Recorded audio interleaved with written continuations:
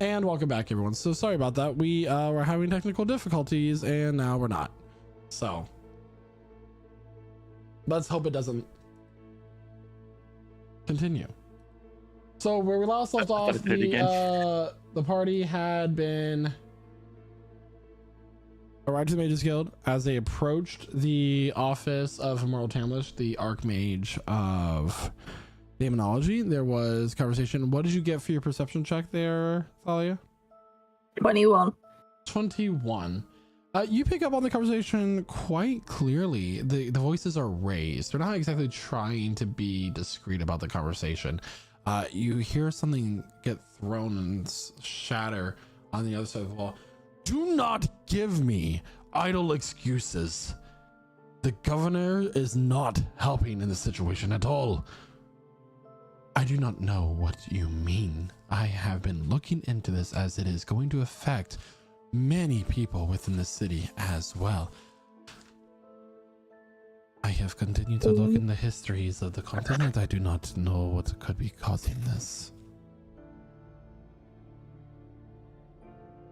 I demand answers. And I most certainly will not. There's somebody at the door.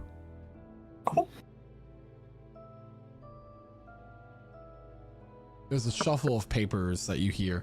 Now drawers being closed, and yes, what is it? Hi.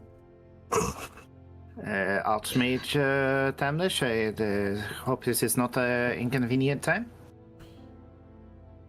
No, it is not. Come on in. Walking in, you see a tall man wearing a cloak with the red hair. You recognize him to be Baron Angus Blackshire, along with the governor of the central section of the city, Hangrabella. Oh, it is all of you again. It's such nice times to see you. Oh, and you, Baron Blackshire, I didn't expect you to see.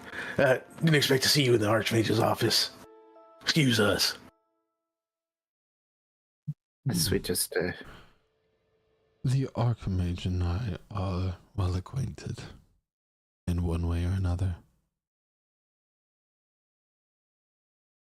I say what? I'm sure the Archmage has an interesting background and has many interesting acquaintances, but we are, of course, only recently acquainted with his magnificence.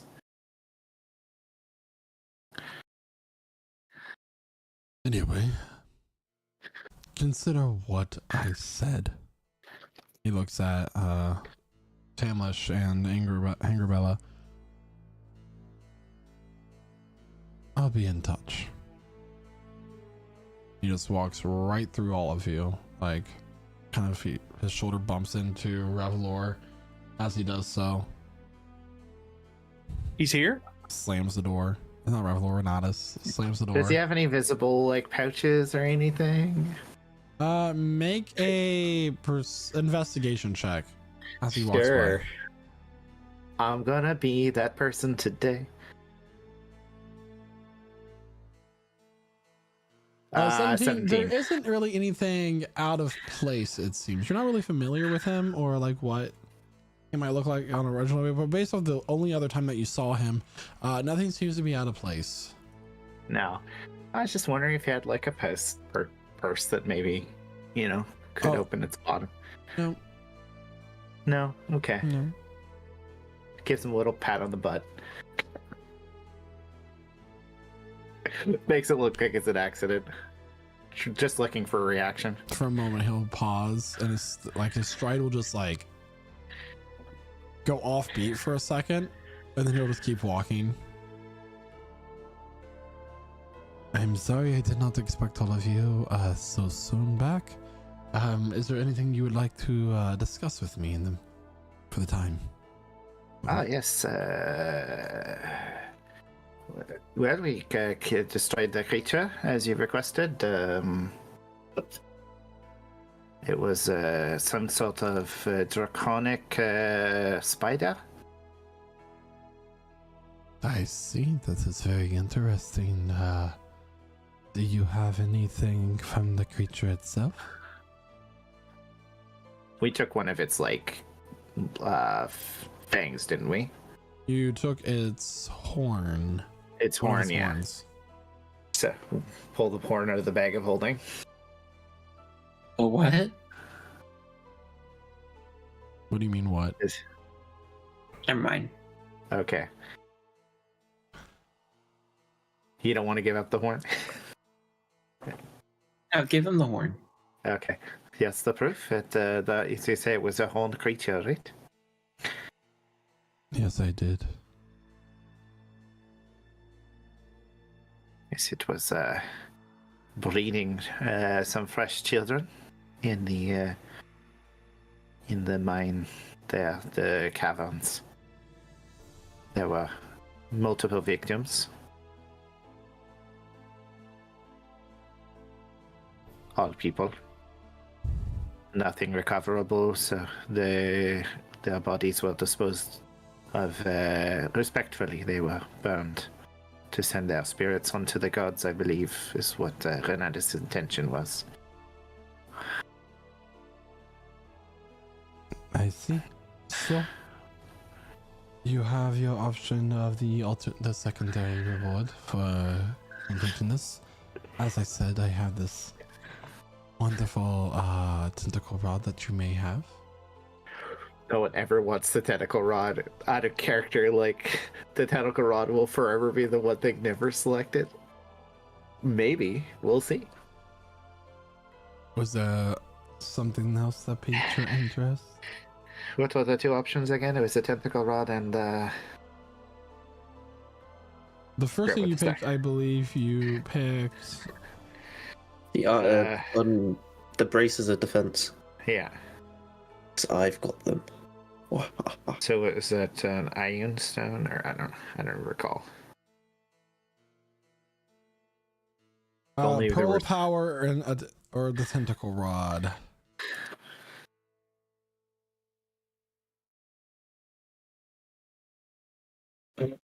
Pearl of power. Pearl of power. Tentacle rod. I don't want a tentacle rod. It depends on what the tentacle rod does. It's mostly for bludgeoning, attacking, but you know, I mean, it depends on how adventurous you are. Tentacle Rod. Stop it. As can never have anything I mean, nice. I'm just saying, To you give could you attach exact the tentacle description to the skull. of the Tentacle Rod. We've been making jokes about This it since rod it was ends in 3 rubbery tentacles. While holding the rod, you can take a magic action to direct the tentacles to stretch outward. Each one attacking a creature you see within 15 feet of yourself. For each tentacle, make a melee attack. Roll with a +9 bonus. A tentacle deals 1d6 psychic damage on a hit. If you hit the same target with all 3 tentacles, the target must succeed on a DC 15 dex save or have the restrained condition until you have the incapacitated condition, until you take a bonus action to release the target, or until the target is no longer within 15 feet of you. While restrained in this way, the target takes 3d6 psychic damage at the start of each of its turns. At the end of each of its turns, the target repeats the save, ending the effect on itself on a success. And every time it fails to save, it has to say "ooh woo." Why is it kind of good? It's It's not bad. it's not bad. It also requires attunement. Oh, so you have Yeah. to. It Sometimes is maybe good, a sometimes rare- maybe shit. It is a rare magic item. Yeah, and the Pearl of Power, which is is more common, allows the spellcaster to recover 1 spell slot per day. So useless. Yeah, That's what I I'm have hearing. one. Yeah. I'm not pulling it out because I don't want somebody to eat it. That somebody's in the bag, so I think you're all good. So that's a choice. Do we want the fun time rod, or do we want the Pearl of Power? Do not call it the fun time rod. I do believe he just did. No. So, Sir, did you just misgender? And I'm gonna be completely honest. I don't really have any say in this because I don't see how that tentacle rod could be useful. we already But- have Diablo. He does everything that the tentacle rod does already. But the pearl, I could see one of you magic folks using it, even if it may seem pretty generally useless day to day. I mean, how many times so far have we been in a situation where all of our energy is worn out and we could use a little bit of a pick-me-up? A few. And to say, it's such a simple thing, and it does require attunement as well, from my understanding. But I mean, being a magic caster, being able to regain use of some of their magical power is one of the most potent things. I mean, tough. Yeah, I feel like it's a. You know, mean, if I was a bookworm like one of y'all, like I would easily pick this pearl. I mean, is there a chance just because, can we just take the tentacle rod off your hands? Unfortunately, that is not the deal. Okay. I think we should pick the Used. pearl. Everyone who wants to do the pearl, put their hand up. I think majority wins. I am sorry, Archmage. It seems that you are preoccupied at the moment. We can continue this discussion at a later time. And the dwarvish woman known as Governor Hangrabella will make her exit. Oh, Governor. Are you feeling well? Hi, pretty I'm fine, lady. thank you. And to say, I've heard a little bit in the streets about a sickness going through the city. I hope there's nothing to be concerned about. There's nothing to worry about. There's no sickness. It is good. Coming from you, I believe it.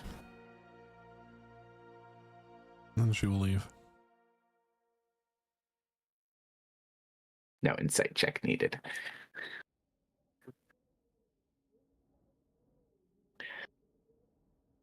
So, Pearl of Power, it would be very useful.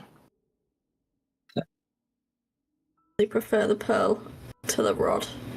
Very well. It is yours.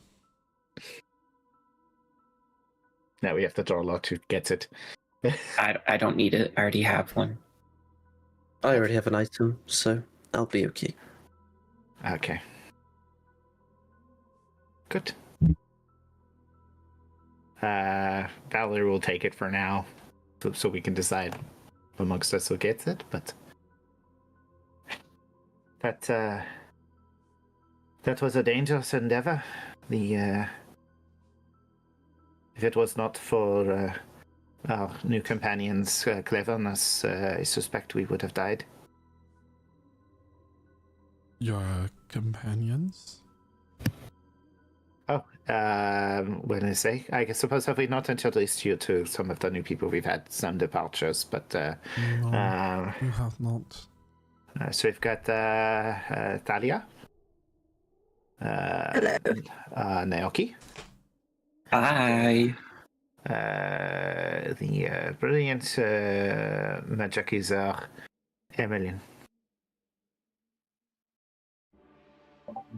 Diablo kind of nudges Oh. Val and looks at her like, Yes, she was the one who thought to drop the creature by burning its web.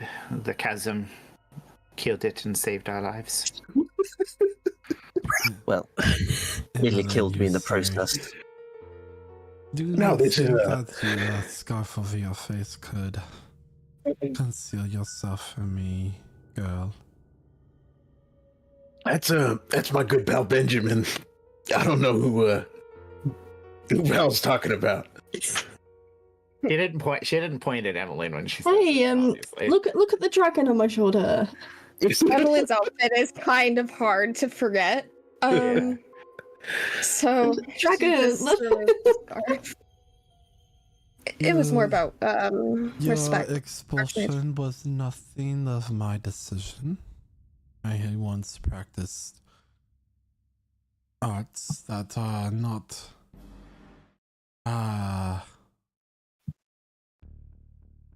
looked upon in a positive light.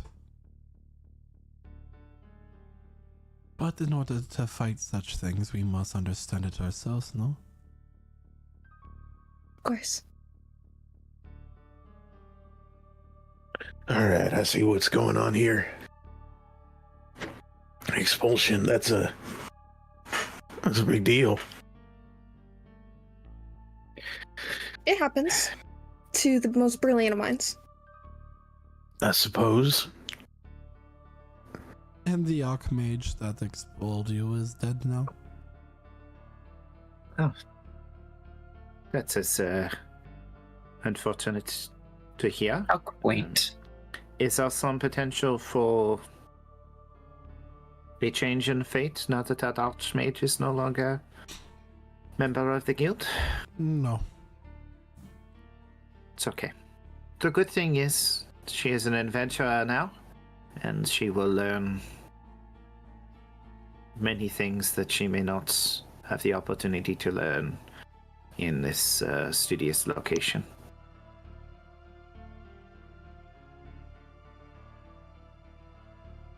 Is there anything else that you needed of me? Should we be concerned about the discussion you were having with the Baron? I do not know what you mean. Well. I heard the conversation. So you can't work your way out of this one. She has no idea she's dealing with. He'll kind of stand up.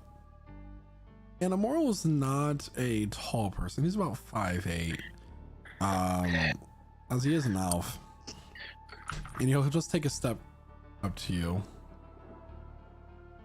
That moment that just happened in your life when you thought that you could stand up to me, would you care to describe what was happening in your mind?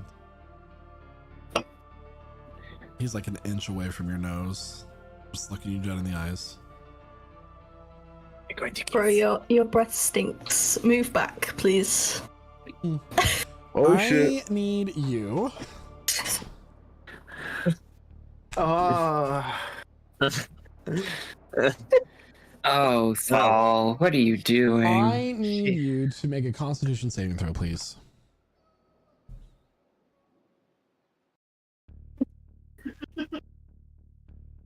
Oh my gosh.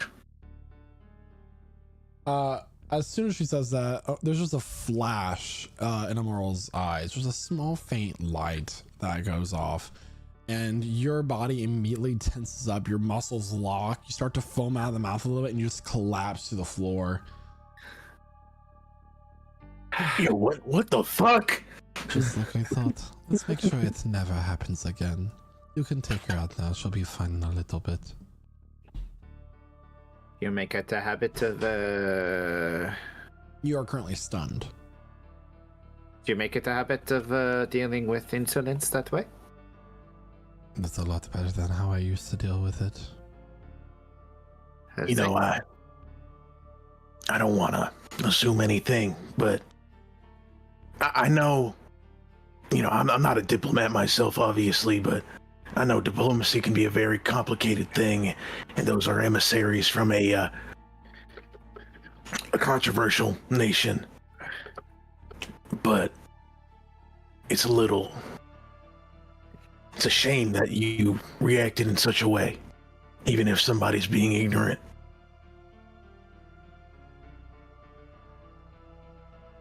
All of you may go. I'll pick up Valor or Talia. Should we be concerned about the plague spreading to the undead? There is no plague. No go. The door will open behind you. Emmeline will be the first to leave. She kind of lingers to look at him, going, respectfully. No secret is ever kept for long. but we will not be the one to share. And she walks out.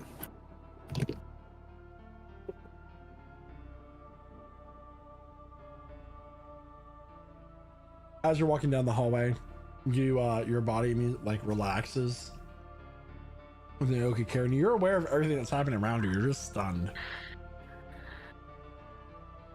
Right. Now, But you're no longer I stunned highly now. suggest we get the fuck out of here. It's a shame. It would be a good opportunity to purchase a spell if somebody wanted it for study. I mean, we do have the opportunity to do that. I would like to take a look at maybe some spell scrolls that the guild has available for sale. I mean, just have one of us do the talking, perhaps? Yeah, they might not let me actually buy it, but I'll give you the money. Yes, well, not of us spellcasters. We'll see what happens. Coming up to the commissary for the Mages Guild, there is an owlkin that is currently working the desk. He's about 4 feet tall, wearing spectacles, has like a snowy owl plumage, wearing a vest and that's not spectacles, a monocle, a blue sapphire colored vest with a silver undershirt, and he's simply examining a piece of parchment as you walk up. How can I help you? We was looking to potentially, with a purchase Potentially, either you are or you are not. Speak with more certainty in your life before you approach my counter. He goes back to reading the scroll. Leans and Emily, what are you looking to anything specific you're looking for? I can just whisper it to you as message. Of course, If yes. you That listen. would be an extravagant use of spell, but you could also just write on a piece of paper. Yeah, I have a book, It's a and good she cantrip. opens up a book. Okay. What Then do he you write puts down? Talia down. She's no longer stunned. You're just carrying her now, and she's literally not stunned anymore. But she's playing it up, right? I mean, let's be honest. Somebody's carrying you, and you're just like, I'm gonna just enjoy this for a little bit longer. Oh no! I don't have to walk. Come on, get up. Do they have any on sale? But it depends on what you're looking for specifically. Do you have any thoughts? Perhaps, illusionary?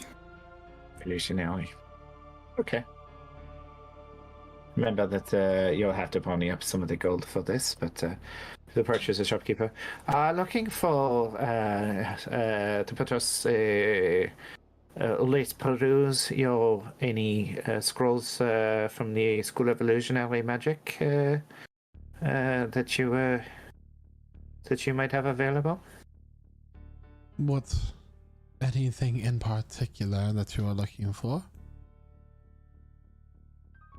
No pressure. It puts you on the spot.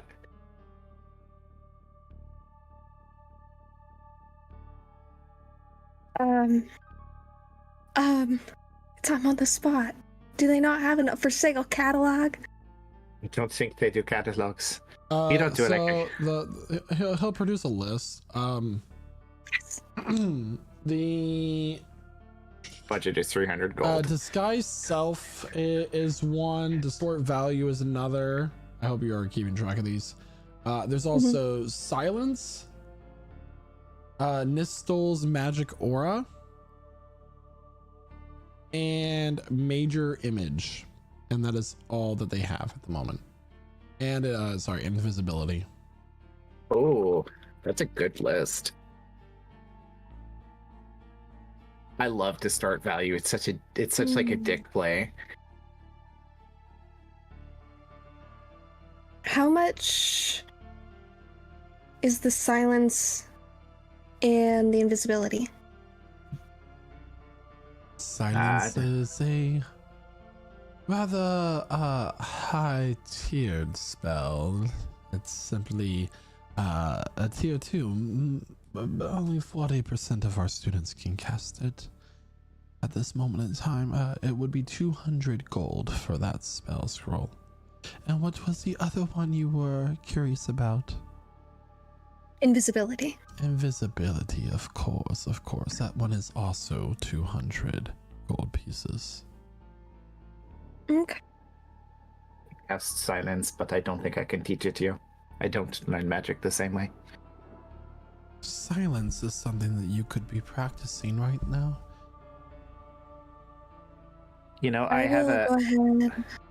What? Do you have a what? a magic skull that talks to me much the same way as you do. It's actually kind of interesting. I'd like to purchase the invisibility spell. Oh, it would be 200 gold. May I see your student pass, please? Kaiser. Yeah, of course. She's just gonna pat around in her pockets for a second and You still have what? whoa, oh wow, I must have forgotten it all the way down, further down the city. Make a Surely. deception check, please. Valerie is going to say, it's such an unfortunate thing. We caught her from our class with Archmage Tamlish just a moment ago. What'd you get? Does that... Can I give her advantage? What'd you get, Emmeline? Is it with advantage or no? Okay. 9. He got a 7. Oh! I know plenty of people. He talks a big talk.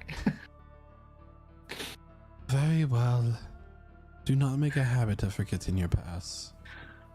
200 gold, please. She'll fork it over. Is it in 200 on the board. Is it in local currency, the gold we found, or is it like older? So the way that this is, it's not a scroll for invisibility. This is a way for you to copy the spell over. Basically, it's their spell book, your spell book. So you're paying the gold for the spell to be put in your spell book for you. So you're just learning an extra spell. Yeah. That you can add to your spell Just list. add it to the spell list.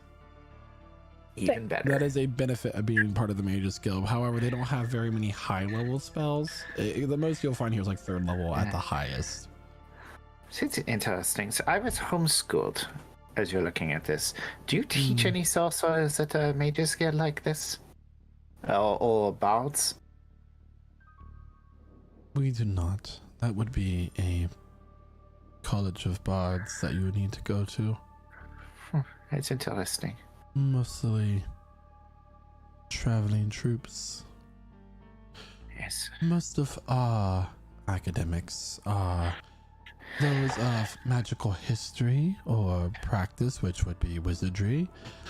We also have those who are in magical theory studies. They don't actually apply the skills. Oh, that is interesting, and I say, everything I learned from tutors at home, so, I'd never considered the possibility of going to a bard college. It seems a little hoity-toity, doesn't it? Certainly less hoity-toity than a home education. Well, I suppose. Is there anything Guessing else that I can bard. help you with? I'm guessing druids are also not in the school. No. That's a loaded question. I suppose this is more for those who study the arcane, to learn the way that magic works. It's an interesting way. Wizards are so much more fascinatingly powerful than some other branches of magic, but just in the scope of, how much they're able to learn.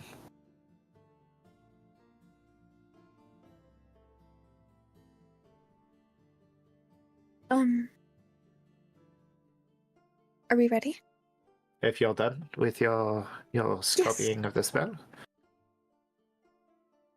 Is it? How long is this going to take? An hour? It's done. Sick. All right. We can go. I'm ready. Of course. Thank you for your patronage again. Have a wonderful rest of your afternoon. We'll bring another wizard to buy a spell in probably about a month, so... What now? Get the whole day ahead. Shall we, do we want to go back to the 13th Abbey, or do we want to go to the spa? I have to make a couple stops of my own. I can accompany you. Yes, anyone is free to join. I will be returning back to work and where I live, picking up a few items, and perhaps stopping by a store on the way. Of course. Maybe a general. Do you need to take a leave of absence from your position for traveling, or no? Okay. No, but if we plan on taking more extraneous expeditions, I need to have a couple more items in my arsenal. Of course.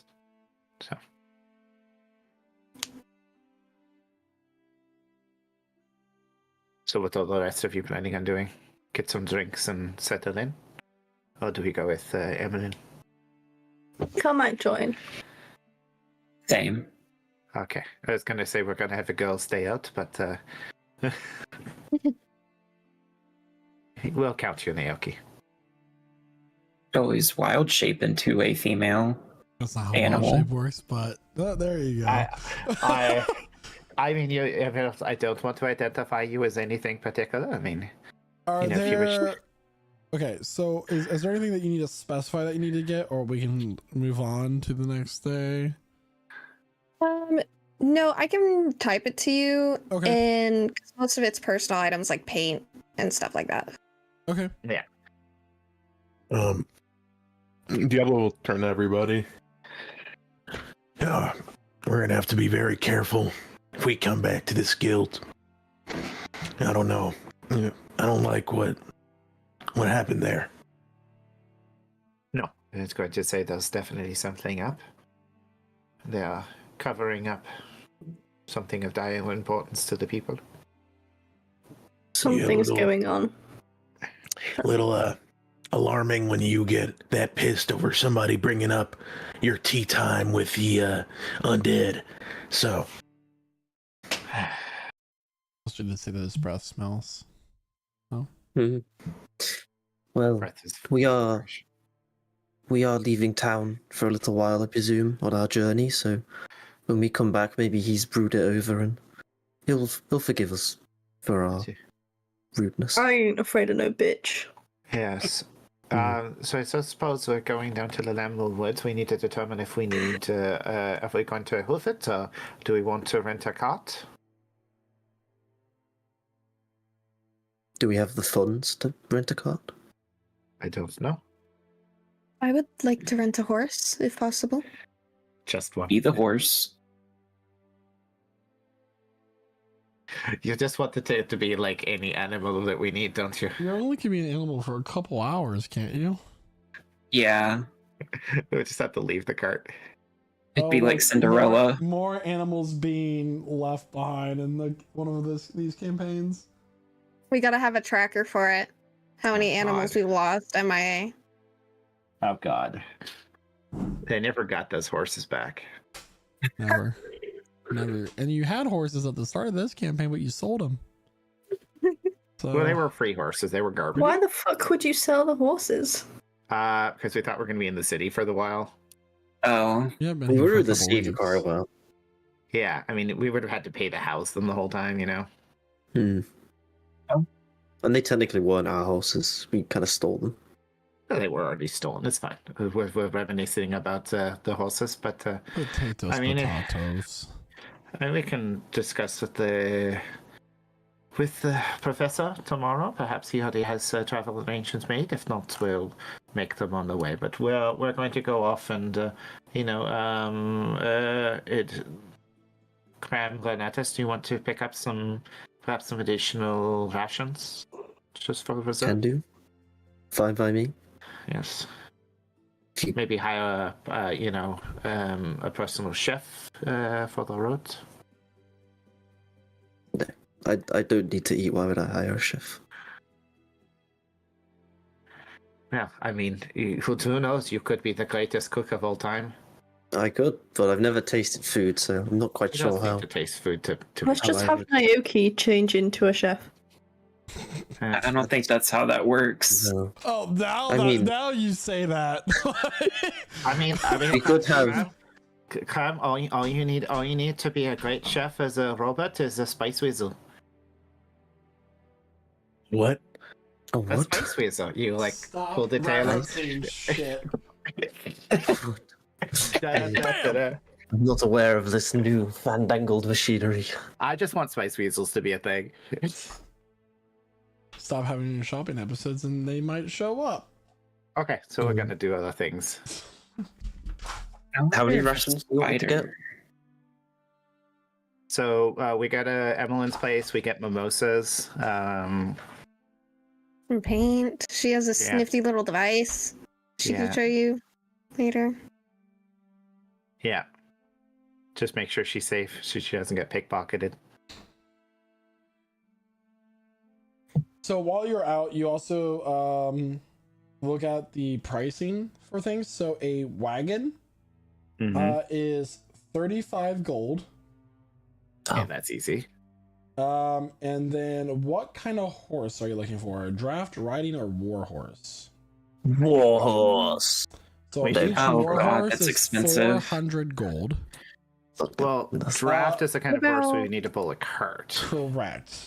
They are a How little many bit slower than you riding hold? horses. A draft horse is 50 gold. You would need 2 to 4 to pull the cart. So overall, you're looking at for 2, 135 gold. That's easy. Well, I can buy the cart if that's something we want. Yeah, and so we have enough gold in the party funds to pay for. How much is a riding horse? A riding horse is 75 gold a horse. So, do we think a cart, 2 horses, and 1 riding horse? How many people could fit in a cart? Oh, we should be all good. All of you should be able to. Why There's do we 8 need a people ride total. horse then? It might can be always ride my cramped, but spider. all of you should. Your spider Yes, is in the northern part of the city. You would have to take the spider to the southern end of the city in order to get them to journey. Yeah, I with you. mean, it wouldn't hurt to have somebody. Maybe we can take turns on the riding horse outside, so we can watch the perimeter. You know how these woods get. Keep a lookout. I don't think I've ever ridden a horse before. I'm not sure I'd be very good. You also might be able to, if you wanted to, since you're traveling through Rubalon, if you wanted to buy trade goods to then sell elsewhere to make a profit, you would be able to do that as well. But you could also lose Trade. those as Trade sim. What would be the most profitable to buy? Rice. Can I do some research?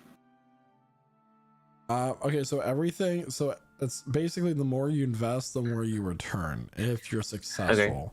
So What if I invested? here are all of your trade options. Okay. Okay. And this is from cheapest to more expensive as I go on. Okay. You write it down, Josh. Wheat, flour or live chickens, salt, iron or canvas, I'll spell. copper, So- cotton cloth, ginger,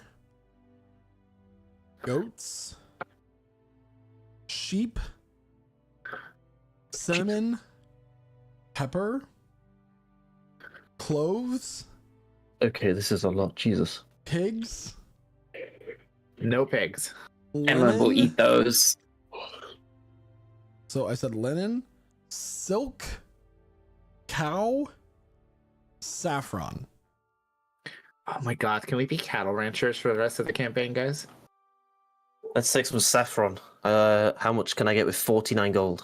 49 None. gold, you can get 3 pounds of saffron. What? Can I get it, guys? You can do whatever you want if you're. Go for it. I'm buying Sure. 49 gold's worth of saffron. 45 gold's worth.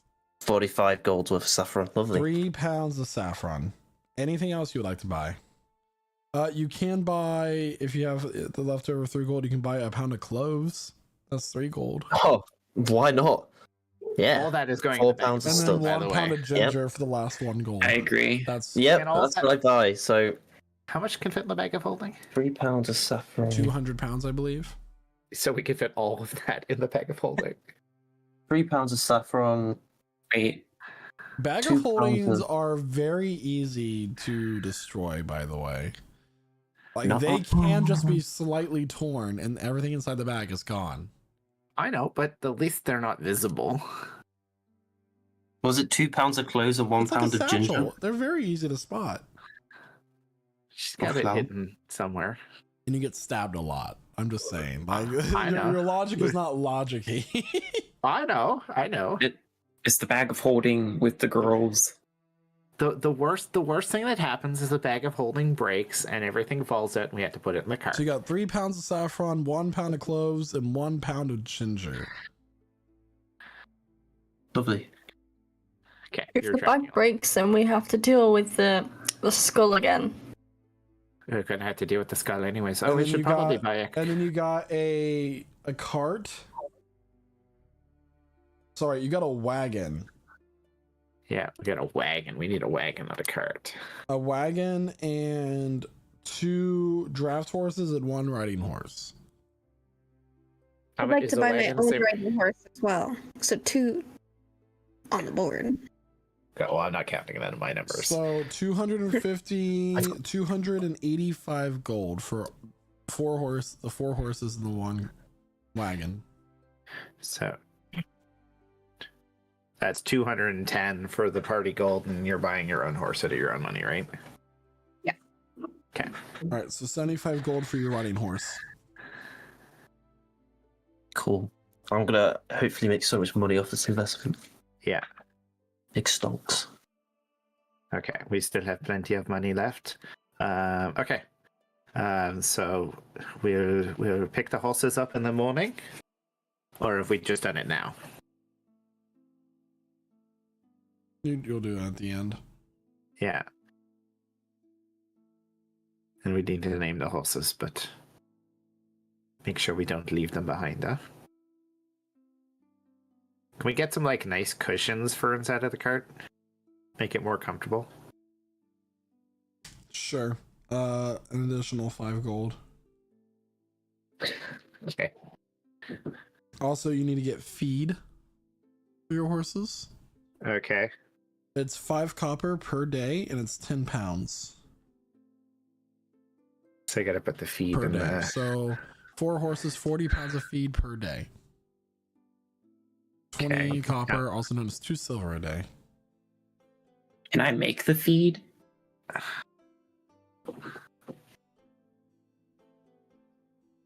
Druidcraft? What if you fed them a good berry? I mean, I could. We can get That the is a spell slot, right? It can be a One cantrip. spell a day. How could it be a cantrip? Pretty sure. Nah. No. No, it's good bear. Good bear is like one of.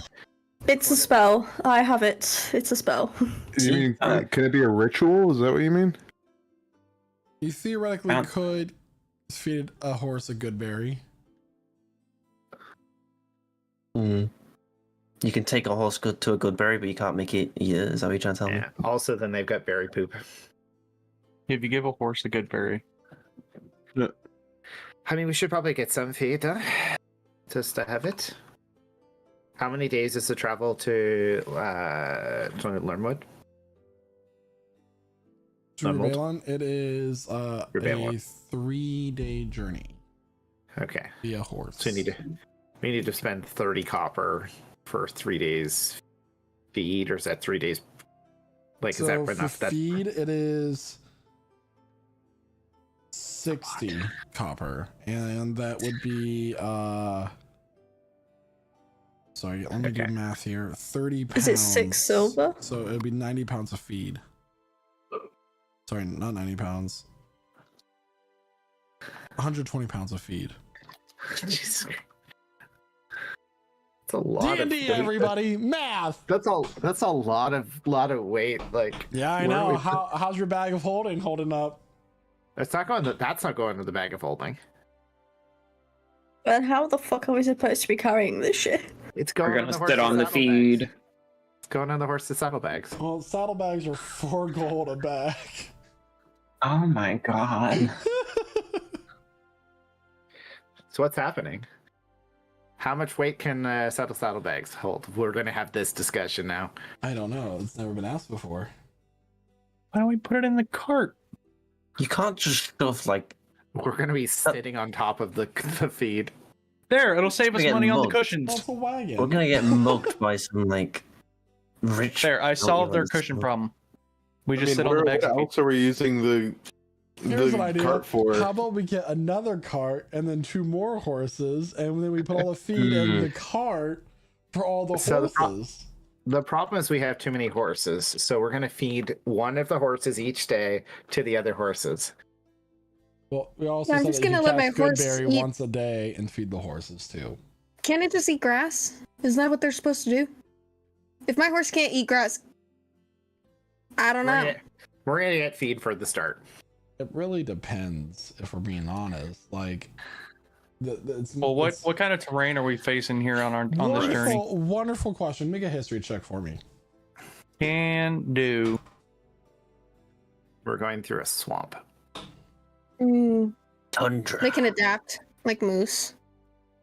That's I a think 4. you mean like meese. Okay, Meese we're not want having food? this conversation. Food in the wooden, is it? All right. So what'd you get for your history? You're A not 4. historically. You don't quite know what the terrain's like to the south of Elmira. Oh. It makes sense. I'm not from this area, so.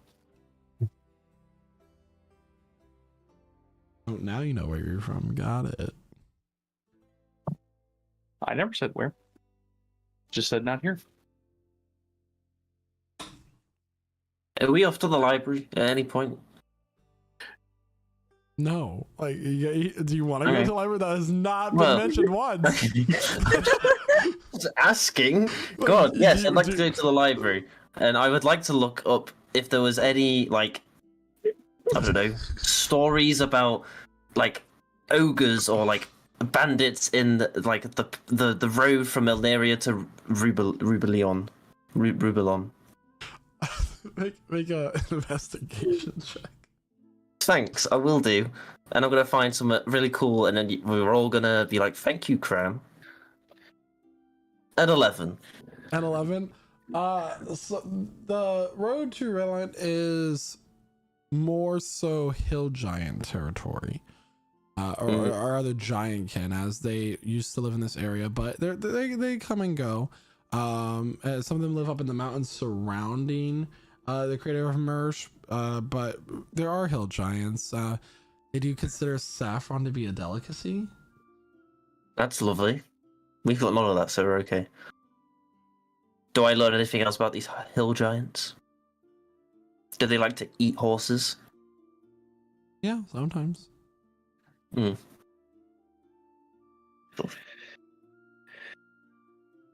Hey Talia, have you ever killed a hill giant?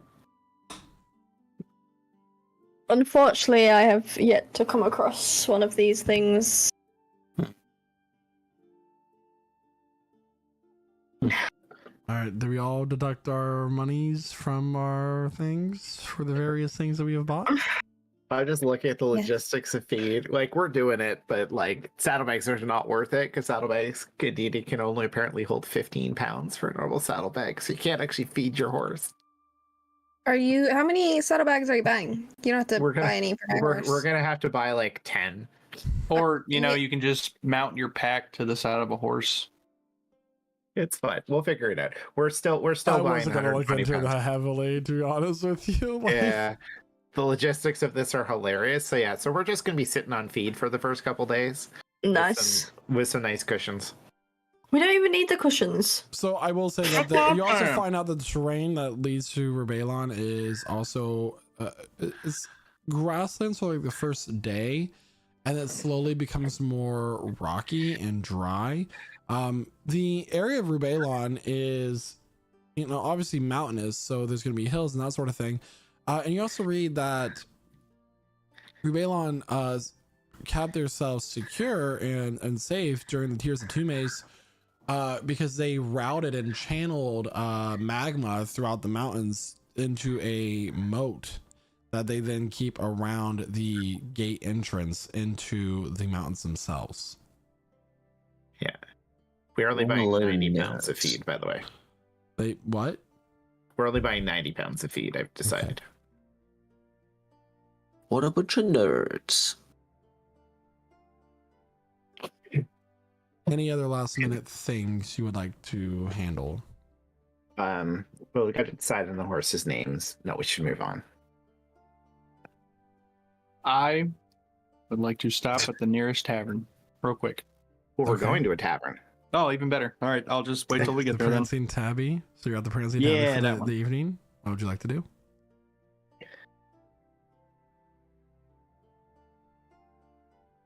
Renata's, what would you like to do?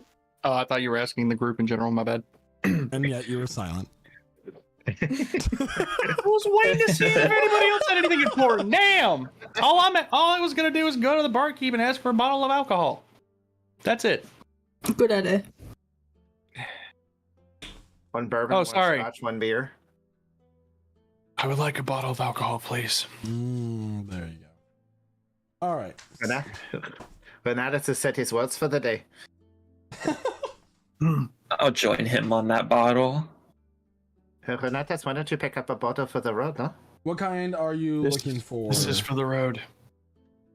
It does not matter. A bottle of alcohol, please. All right. 4 silver pieces. Can you get rum in D&D? Do you can absolutely get rum D&D. Yeah. Can I buy a bottle of rum to take with me? He'll just hand over a gold piece, and I believe it is customary to keep the change. That will also cover the cost of the bottle. 750 milliliters to be exact. Perfect. And he'll stow it in his bag. Or, yeah, in his bag. Valerie has these nice cushions that she's holding to put in the cart.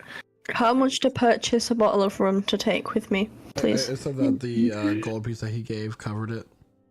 Oh, yeah. Well, I'm taking a big swig of that. This was the last 3 days there, Naoki. One day tops. Naoki, just do the Revelor method. If you're planning for 1 day, plan for 3. So plan for 6, 9. Do with that what you will. We need to get him a decanter. Math. D&D.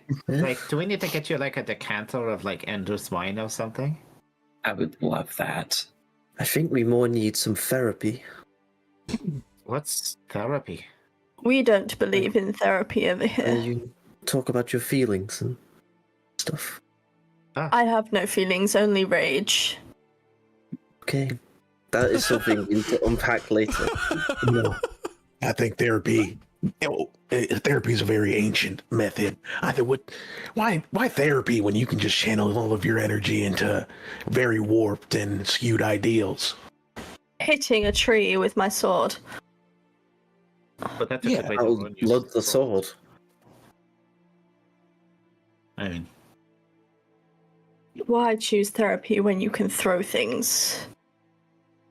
That's a great question. Cup a day keeps the sadness away. That is why I drink rum. Oh Lord. Do not follow our show's mental health advice, everybody. Everyone is going so if you need therapy, do therapy. And Definitely. as you guys set out to the next day to go on your journey with the professor, that is where we're going to take our mid-session break. So we got past some technical issues. That was fun. Yeah. And if you're just now joining us, Well, the good news, if you're just now joining us, is that everything is going swimmingly. And from your perspective, except for the fact that he just mentioned technical difficulties, they don't exist. But the good news is, if you're listening to us later on the podcast networks, we probably cut out the part where we talked about technical difficulties. And also, you can... Except for the part where you're talking about it now. Yeah. which we'll also cut out. Yeah, which we will also cut this out. All right, There's start it so over. much to cut out.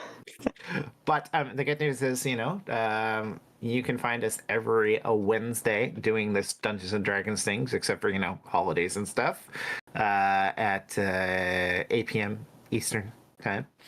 And if you happen to miss us and you listen to our beautiful voices and then the rest of our voices, you can find that we are also releasing the live play on Monday. So you can go back and watch it again. And we do other things too, like sometimes we play Call of Duty, sometimes we play Day by Daylight, sometimes we play other things. Day by Daylight. I love Day by Daylight. Listen, I'm just petering off right now. And we'll be back here in about 20 minutes, everybody. See ya real soon. Hello, everybody, and welcome to the mid-session break of Prestige Encounters. Us players take this time to refresh ourselves and get a few more snacks, refill our drinks, in order to bring you a more exciting adventure. We would like to take this time to let you know about a few things that goes beyond our Dungeons & Dragons campaign. First and foremost, we have a Discord server at lichsouls.com/Discord that you can join and then play a wide assortment of games with us like Dead by Daylight, Sea of Thieves, first-person shooters, and more. The games we play together change as time goes on and new games are released, and you can join our Discord for more up-to-date information. You can even join us every Tuesday for our community game nights. If you have Amazon Prime, you can subscribe once a month to one channel of your choice for free. Here at Lich Souls Gaming, we have streams that go beyond Dungeons & Dragons. Throughout the week, you can catch me live playing an assortment of games and even use your channel points that you earn during the streams in order to affect what happens in the stream itself. We have over 20 static and animated emotes that our subscribers get to use in our channel and other channels as well. So hit that subscribe button and join all the fun. Well, my cup of Players Tears is running dry, so I'm going to let our other cast members tell you about our amazing sponsors for the rest of the stream. Hi there viewers, I'm Josh from Prestige Encounters, and I heard you wanted the best looking maps out of all your friends. Well, do I have you covered with Arkenforge, the best map making tool for all your TTRPGs. There are many different asset packs which can be used within Arkenforge, but if none of these tickle your fancy, then import your own and create anything your heart desires. When building those maps, you don't want to forget about these features such as built-in animation and music plugins to make your maps feel alive at every moment, touchscreen support with Fog of War which allows in-person play, and a dynamic lighting system to make even your nighttime maps look their best. Making maps has never been easier, but now I hear what you're saying. I don't like subscription fees, and that's okay. Neither do I.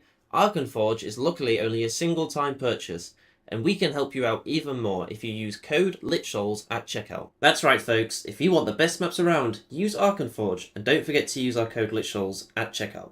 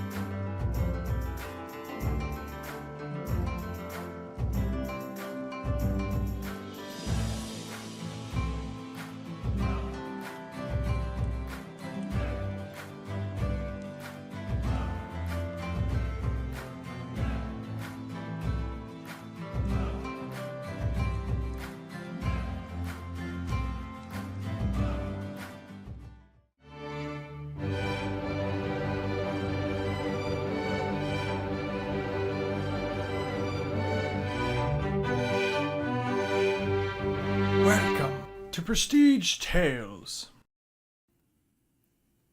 Oh, hello. I didn't see you come in there. Welcome to another episode of Prestige Tales. Tonight, we tell the tale of the Dungeon Master who could. Once upon a time, there was a story of a dungeon master trying to weave a grand tale of heroes and monsters. While the prose was mighty, something was missing. Combat in its most epic form must come with epic music. Knowing that this was lacking, one day the dungeon master tried to create music of their own. Let's see what happened.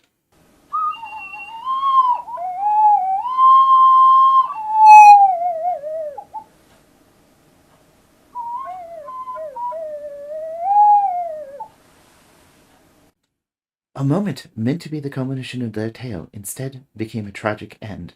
Ashamed, the dungeon master walked off into the sunset, never to be seen again. The moral of this tale: be the dungeon master that could with Midnight Syndicate. Yeah, and you all hear an angelic choral movement surrounding the Casimir, which does not fit this music that's playing right now, which is fine because it's lovely music.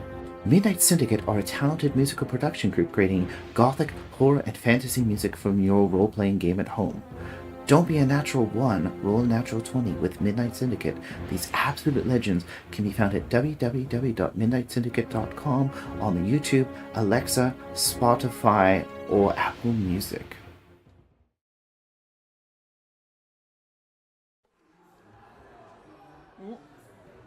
Oh, hey there, bud. Didn't see you there. Glad you could stop on by during your mid-session break there. Oh, I'm just having a cold one and watching the game here in memory of my late cousin. You may have heard of the guy, Prestige Pete Peterson. God rest his soul. Boy, I tell you, old Pete there was a good man, and definitely did not fake his own death to throw off the scent of the IRS there. Oh, that's a touchdown.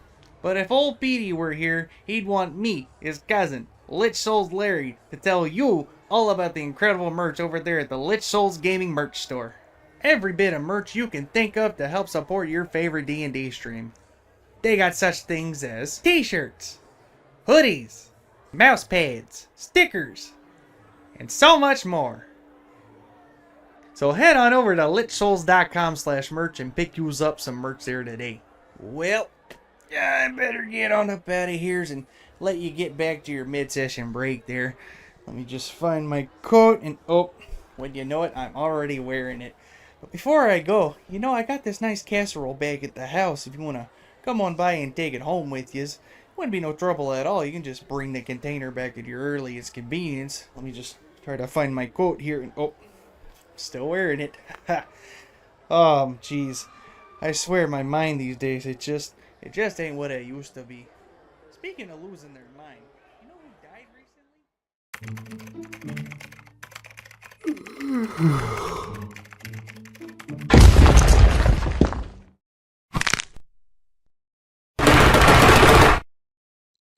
Did you just yawn? Yes. Tell me, son, what have you been drinking to keep yourself hydrated and energized? Generic coffee brand? Fool! You should be drinking Rogue Energy. What's Rogue Energy? Well, I'm glad you asked. Rogue Energy is an energy drink made by gamers for gamers. It is made to be the ultimate gaming energy drink with 0 fillers, 0 added sugars, plenty of essential vitamins, and oh so low calories. You can be supremely energized and or hydrated without the monstrous macros of the competitors. Not to mention the wide array of delicious flavors that Rogue Energy and Hydration come in. That includes both the powder formula and canned energy drinks. And get this, Lich Souls Gaming knows that our viewers are hard-working and hard-gaming individuals that need that energy throughout the day. So you can use code LichSouls at checkout for a discount off your order of Rogue Energy. And how do you feel, young gamer? I feel great! Rogue Energy has been a complete game changer, and my order also came with this convenient shaker. You've really shown me some useful info, Mr. Rogue Sir. Now that is indeed what I love to hear.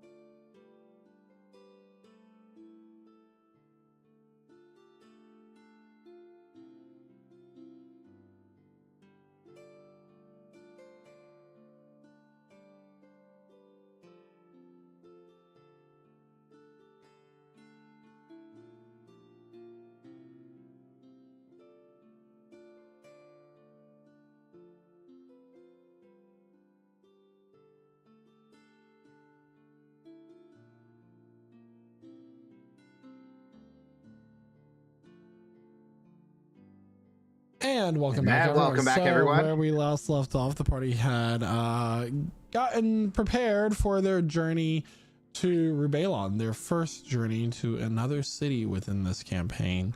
They have Professor Leorkin, a halfling jolly man who is a professor in archaeology in the College of Miradorn, an elven city to the far south of this section of the continent. In fact, we can go ahead and show everybody the map for now. So as you can see here, we are currently in the city of Ilnira. They have to travel through Rubalon all the way to Miradorn. So they'll be going through Rubalon, the city of Rubalon, to Allerman, and then Miradorn to the south. The ruins that they want to explore are within the Mold Wood as well. So that is what our journey ahead is looking like at the moment. Did Naoki warn Beans to relocate to the south? I think Beans. I mean, I can real quick. Guys. We lost Beans. Thank God. So here's the thing. Remember, on foot it takes 2 weeks to get from one corner of the city to the other. Beans cannot ride the train, and you left him behind in the woods to the north. Well, we're just gonna have to come back for him later. We'll be back. He'll be like 10 times Poor larger Beans. and have a whole bunch of like baby spiders that are like making the woods dangerous, where they send young wizards to when they get in trouble. That's my boy. I think I've heard this one before. Anyway, you go to the southern gate of the city, and from there, Professor Leorkin is there to has travel via train with you to the stables where you purchased your horses, and he says to you, well, are you all ready to go on this fabulous journey as my hired entourage to the ruins to the south? I mean, you're as much of part of the entourage of Diablo Dorado as we are your entourage. It kind of goes both ways. You've got the famous... is that the name of your group, the entourage of Diablo Dorado? Is that what I should put on the contract? We decided on something, didn't we? Yeah. I think you had an idea. I don't think you stuck with it. Vale Vanguard. The Veiled Vanguard, yes. The Veiled Vanguard. All right. Well, quite a name. That's what I'll put. So, the agreement is that any artifacts or anything that is found in the ruins, I can look at it. If it's anything worth keeping, it goes to the college. But any treasure that you might find is yours.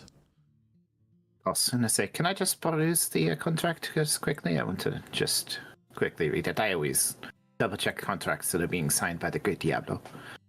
It's okay. I mean, yeah, it's your contract. What are you looking for in it? Just for some fine print. So Sassy says that you are responsible for his protection while traversing the ruins in the Lamold Wood.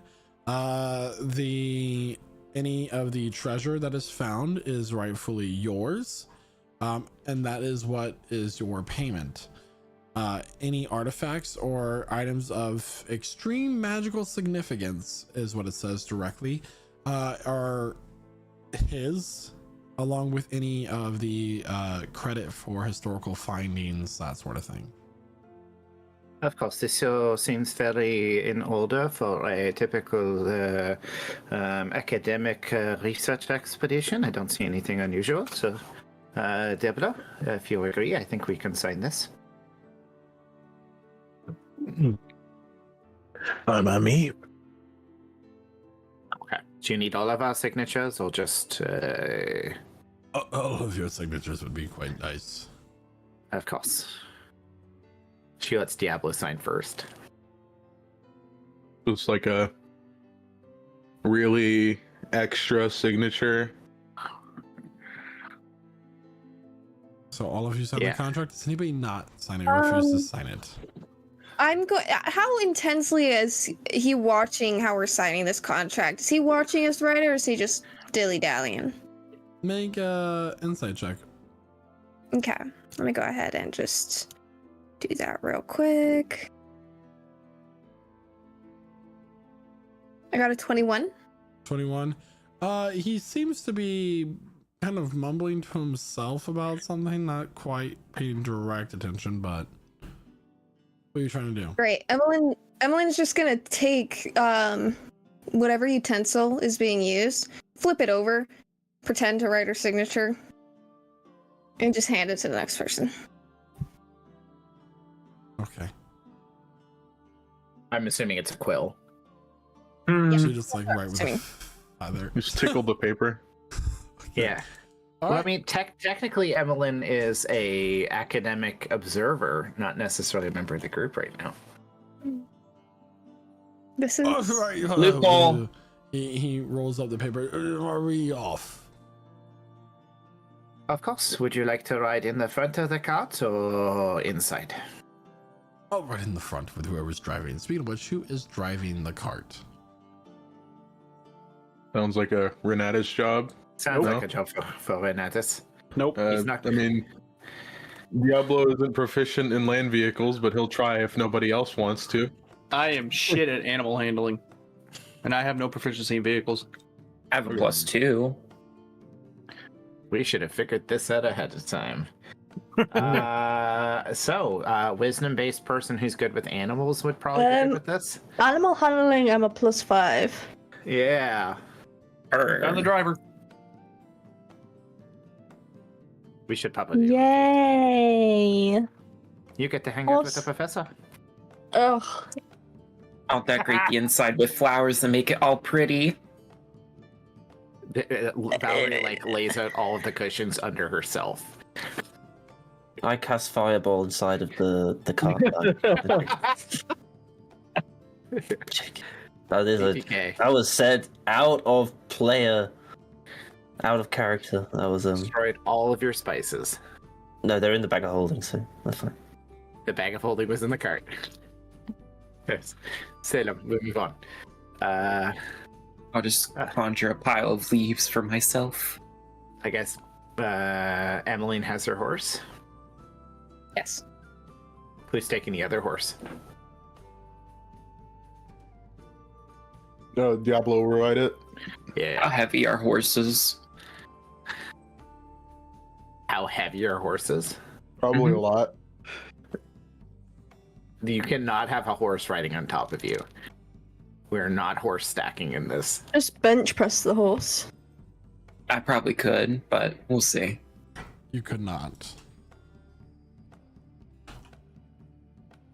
You got told. Yeah. A horse weighs almost a ton, so about 930 pounds on average.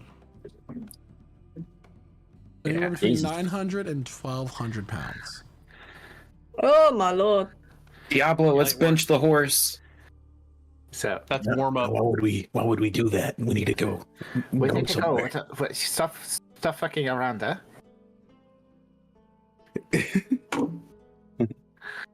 These cushions aren't going to stay comfortable forever. While we travel, are we going to just keep going and have one driver sleep and the other drive and then switch off until the animals need rest? I think we should stop for the night each day. Normal travel. All right.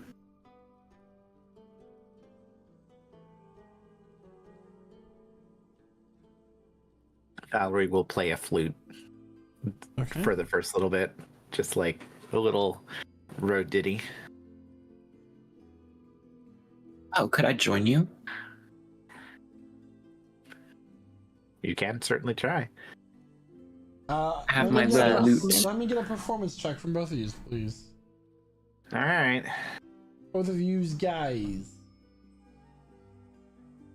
With a plus 11, that's a 14. What did you do? I rolled a natural 2. Can I hum along with the flute? Yeah, though I have proficiency. Loot and the loot. So can I add my proficiency modifier to that? Make it 15? It's already if there. you're Never mind. proficient in a... It's already added it. So Oh. yeah. Diablo I'm humming. will also play along. So From his horse. yeah, from his horse. Get us. What a badass. This makes me want to sing a song of my people. It's whatever this is plus what? Proficiency's still 2 right now, right? Mine is +3. Okay, so proficiency's +3 right now. Cool. So you roll that. That's a 12. Yeah, so they're actually very consistent. 14, 12, 12.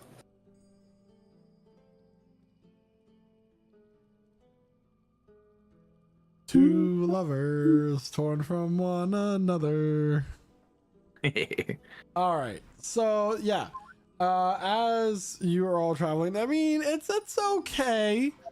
It's like, you know, more high school level band concert kind of vibe at the moment. Just you know, the performances are between 14, 12, and 9. It's okay. You guys you have some skill 12, 12. So it doesn't sound terrible. No, it's just casual playing. You guys aren't really like putting a ton of effort into things. Statistically better than average. it's just like sea shanty, like they're just doing it for something to happen in the background. Some people theorize that a long time ago, as traveling, he's just like talking about the history of many different things and something. There are realms of light and dark, and one is and these two realms reflect ours own mortal plane in many ways. One is known as the Feywilds, bright and beautiful and full of all sorts of life and fueled by powerful emotion, that sort of thing. And then there's the other that is of a darker tone, one where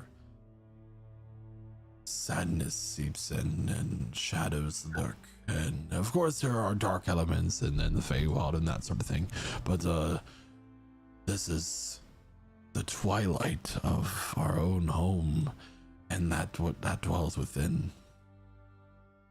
It's quite interesting. There are not many ways known to access this place, but as citizens are not so eager to lure people in, but it is theorized that it does exist, as many things are in balance within the cosmos.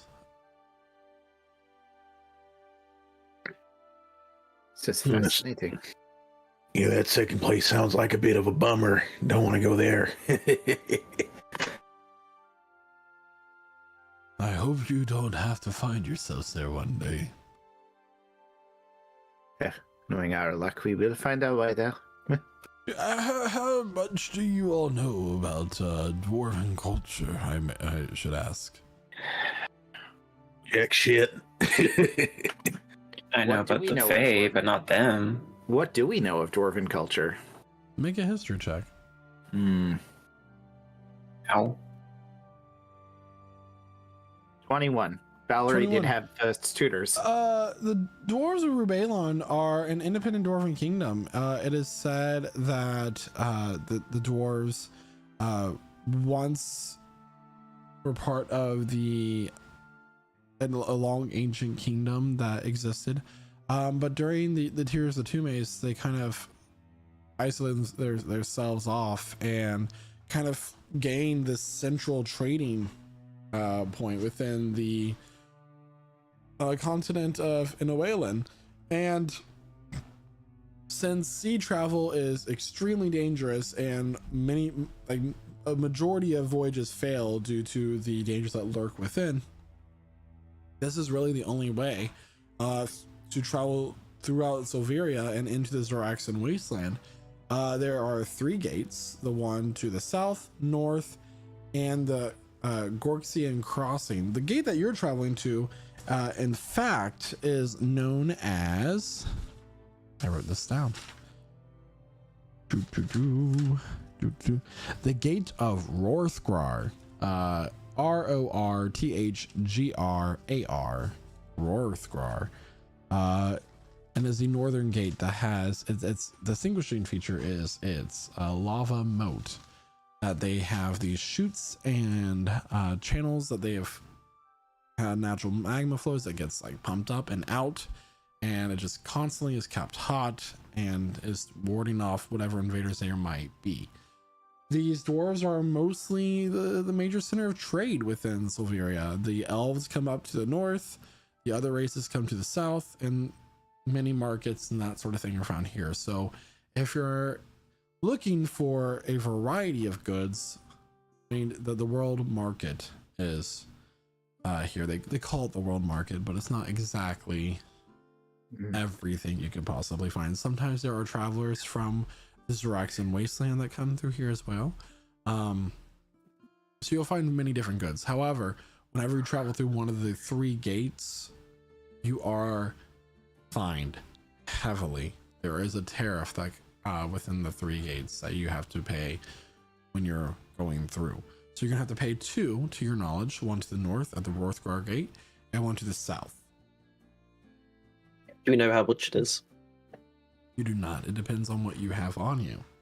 Yeah, and so Valerie will, in the terms of a student who paid very much attention to this, describe the Dwarven Kingdom of Rubalon in almost that tone, like wrote what you just said.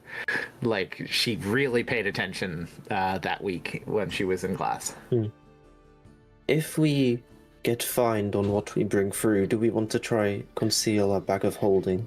I do not think it would be a good idea to try and conceal anything from the Dwarven trade masters. Do you think that would be a good idea, Professor? I do not. The Gorxian dynasty has lasted for centuries, millennia. In fact, as dwarves are quite long in their lifespan. They are very good at what they do. They do have mines and gemstones and rich ores within their mountains, but their money comes from the trade fees, you see. So if you are banned from their lands and from passing through their gates for trying to trick them, you lose your main form of transportation throughout this side of the continent, and you'll never see anything beyond Elnira again in your life. Does that answer your question sufficiently? I suppose. I said until you can master the art of teleportation. This is a possibility. I know how to do that. What? Yeah. Like, although it's for myself. Oh, so you're talking about like a short-term transportation from one area to the other? Mm-hmm. That's not what we're talking about. Oh. Very useful, though. You see, the ruins that we're going to in the Lamold Wood are a long lost and overgrown ruins of a city of an elven kingdom.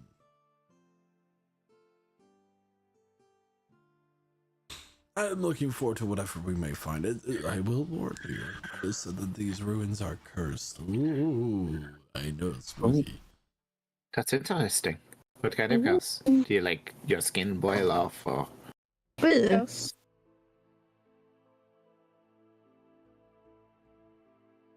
No, it is just said that many people who travel within the ruins are never seen again, but where do you go in this world where that isn't a legend? Well, I mean, do academics make trips to this ruin quite often, or just when one is as bold and brilliant as you? I am a leading expert of my field. Of course.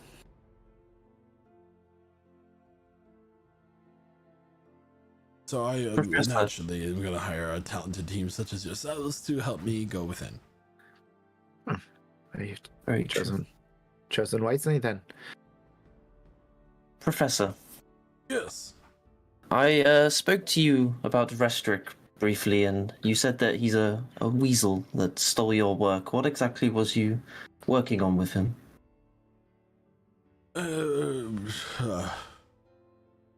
Well, we were, you see, working on a dissertation of the history of the Zeraxin wasteland, and we didn't get much from our, what would you call it, a journey, but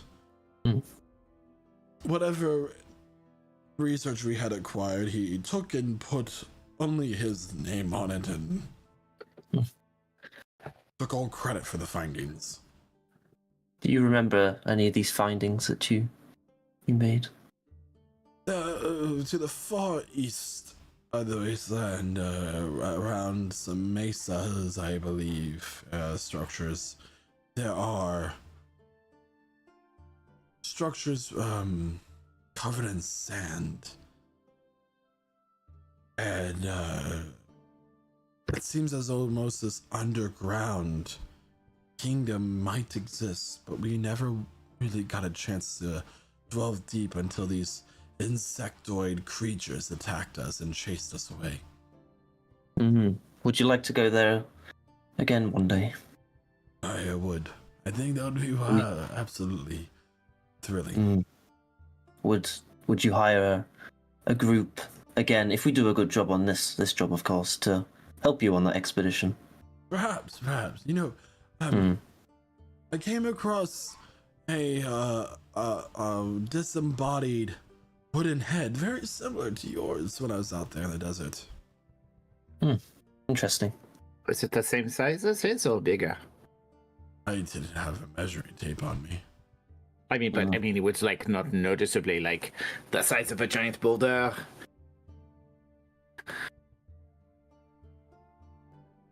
Because I think that would be interesting. I would say a giant it's not bigger than a normal person's head size. Okay. I was just wondering if he had like a giant cousin or something. Maybe.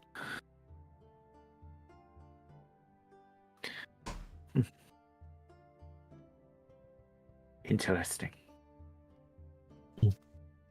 Well, if we do go deeper one day, maybe we can make more progress on this paper you was making and have a bigger achievement than Restrick ever could have. I hope so.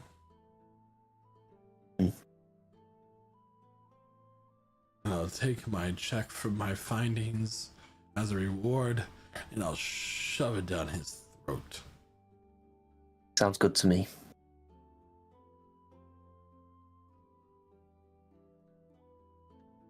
This is mostly how the day goes by. The professor telling you about the history of places he's found, and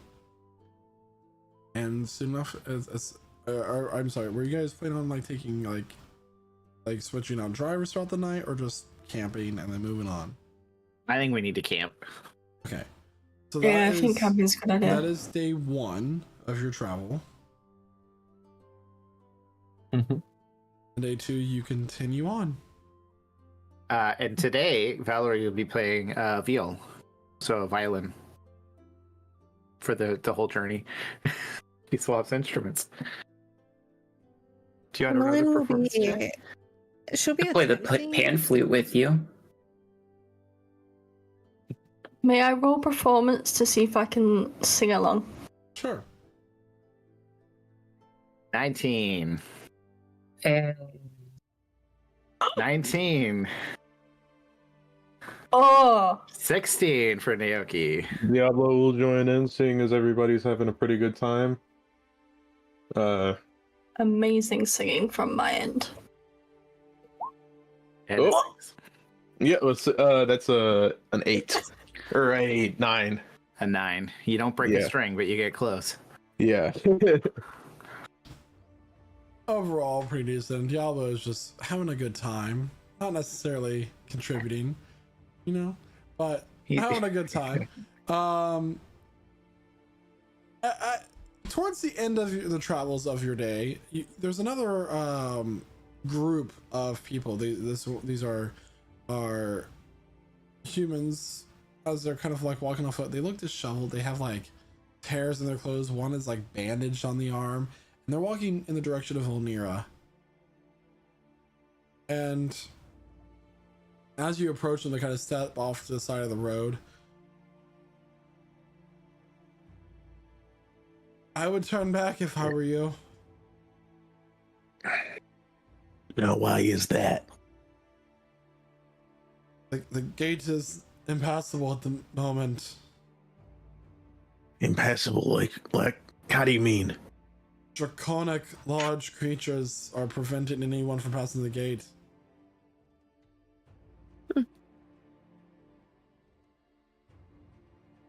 Two by our count. They killed half of our caravan. All that's left. Draconic. Like dragons, or like what specifically do you refer to? What kind of draconic Winged creature? creatures. Teeth and claws. Like the size of, and she points to Talia's dragon wing. Large. So this big? That's you're being very specific. Like the size of like. Described as like a large sized creature on a map. Bigger than a person. Bigger than a person. But not exactly a dragon. They had wings and teeth and a snout. I mean, many creatures have that exact same description. You're not. We were actually describing like a lion that could breathe fire with wings. Just the other day. Yeah, we bandaged and bleeding and almost died. Yeah. And we take your warning. We will heed that warning, but we got places to be, so I don't think we're going to be turning back around anytime soon. We just gotta go on. We gotta go on. Yeah. I'll shoot him a first level healing word. As is Valerie going to? For if it wants to roll it, why is it not? I thought you were just gonna say shoot him. We could do that too. That was funny. I feel like that's an Emmeline thing. I'm There we go. just gonna pull out his 13 misery. healthy I'm hit getting points. better. No, I think Valerie's going to heal another member of their party if there's somebody else who's looking critical. Sure. Yeah. 13 points of healing will fully heal him. And 8 on the other guy. Average civilians only have like 10 HP. Yeah.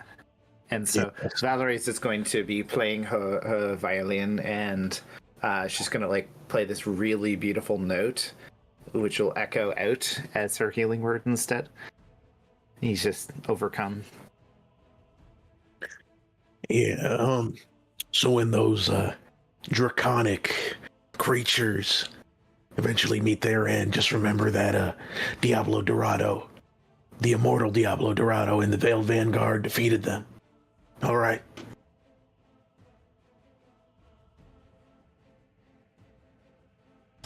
I'll remember.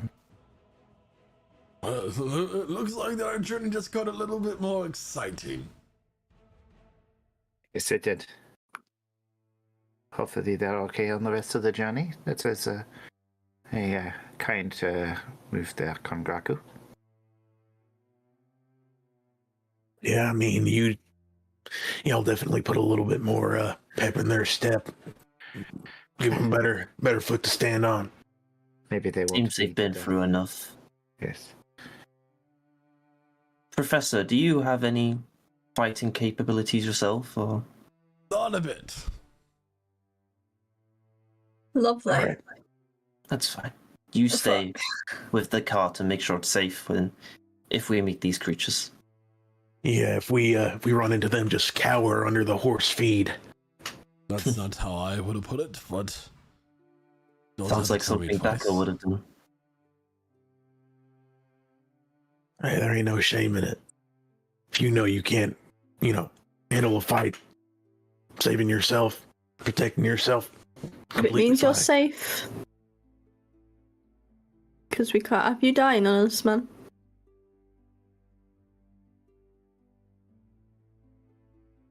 And soon enough, the mountains to the south come into view, the Corlin Mountains. And that concludes your second day of travel. On your third day of travel, you begin to approach the gate about mid-afternoon.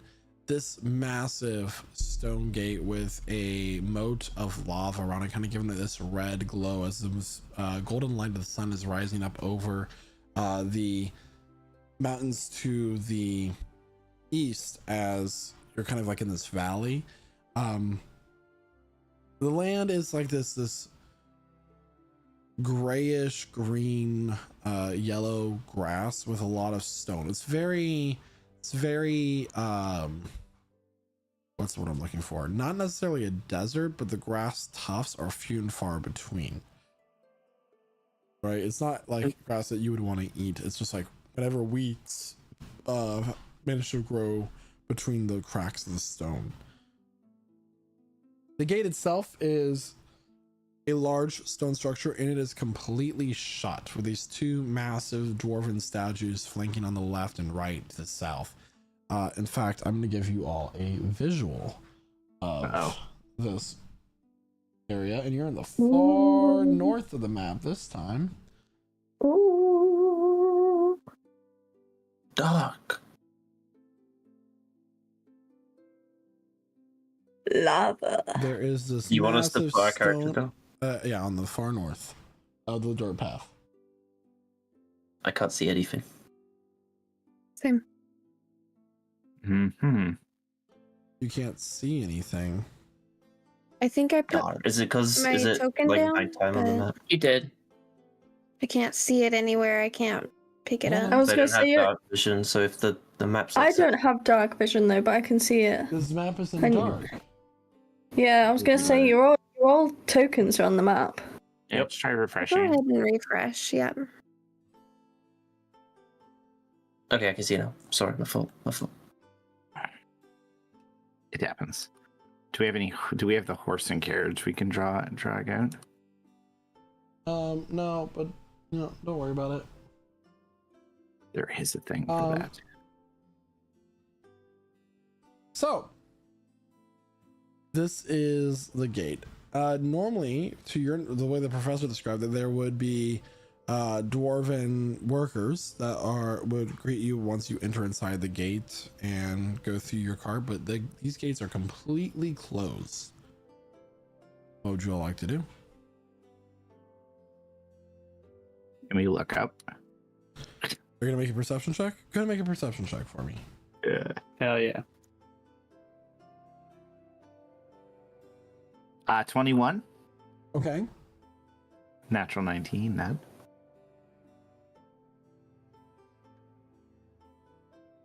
You spot, kind of hiding within the stones, behind the statues, waiting for you to get closer as they've already spotted you, two lizard-like creatures with wings. They have legs in the back, but their front legs are part of their wings. Wyverns. Hmm. Is there anybody with them? Not that you can see. So I assume we've gotten out of the cart at this point just for safety. Yeah, we'll say the cart is off the map. You parked it So behind some Valerie- rocks. Valerie's going to lean into the person too close to us, saying, "Don't stare at them, but there are two creatures hiding behind the statues on the walls. I Do told the you not to creatures stare. Do the creatures look dangerous? They look. Would we recognize them as, so they're draconic, but would she know what these are? Make a nature check. Nature. 20. I help. 20. You would know that these are known as wyverns. They are part of the dragon family, so the people that were trying to warn you were not incorrect. They are in fact dragons.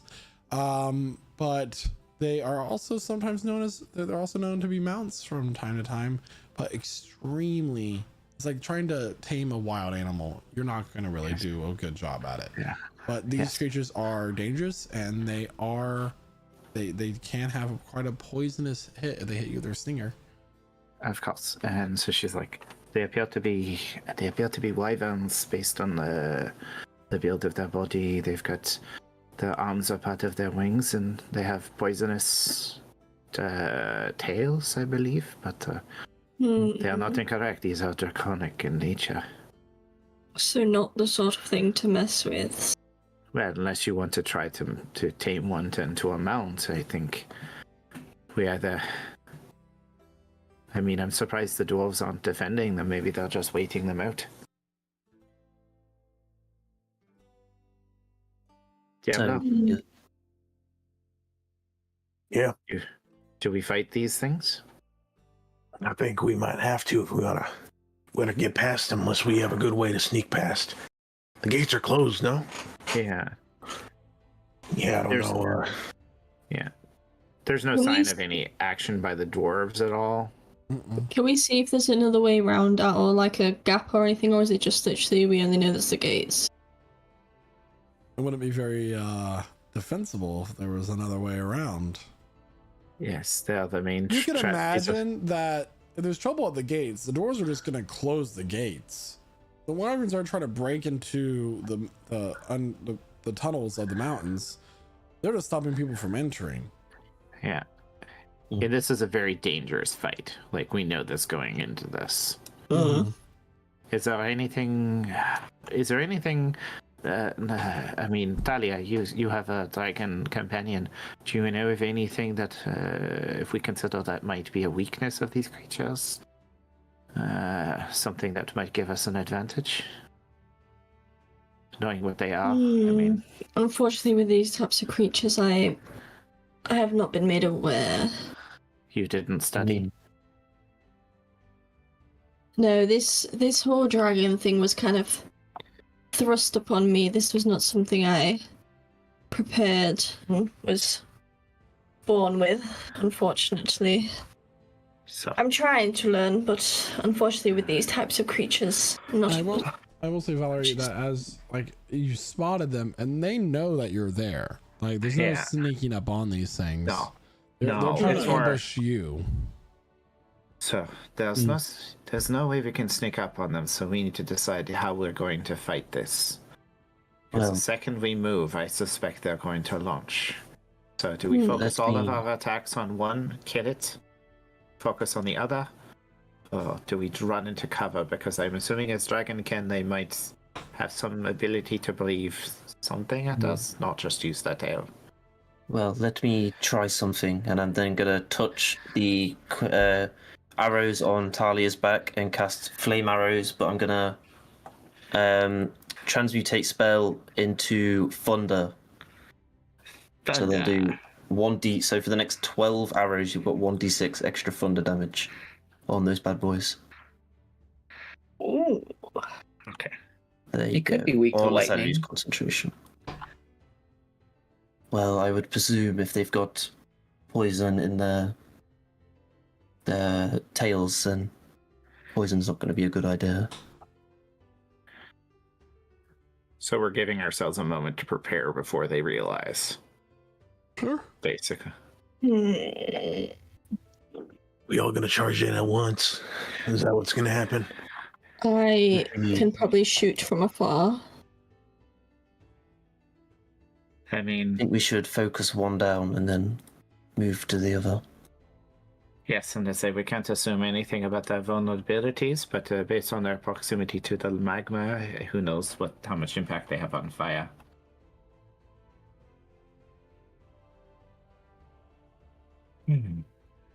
Cast away on my weapon, my umbrella. Cool. Well.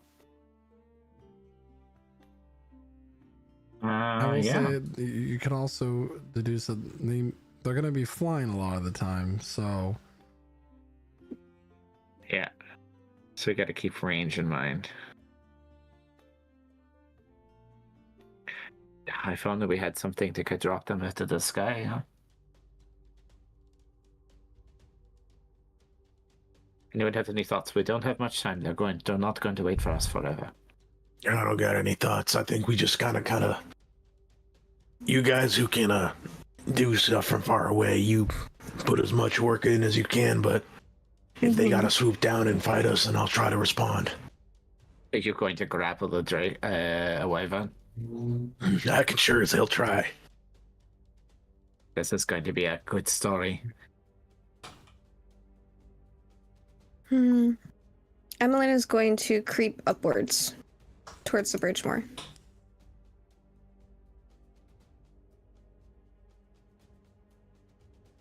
make a stealth check. Gotcha.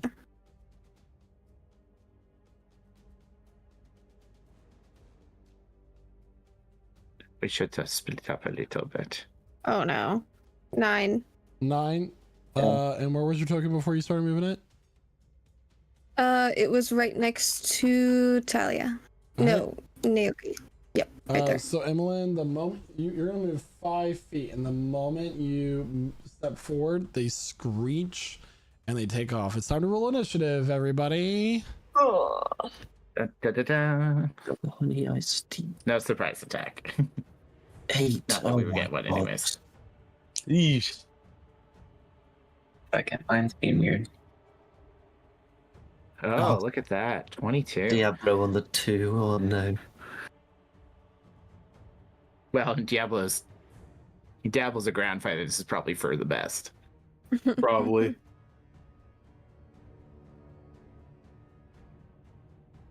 I'm missing 2 on the initiative board. I'm missing Naoki and Dahlia. Mine's being weird. I was gonna say I got a You have to click your token first before you roll. I did. No. Weird. I got 19 though, if you're able to put that in.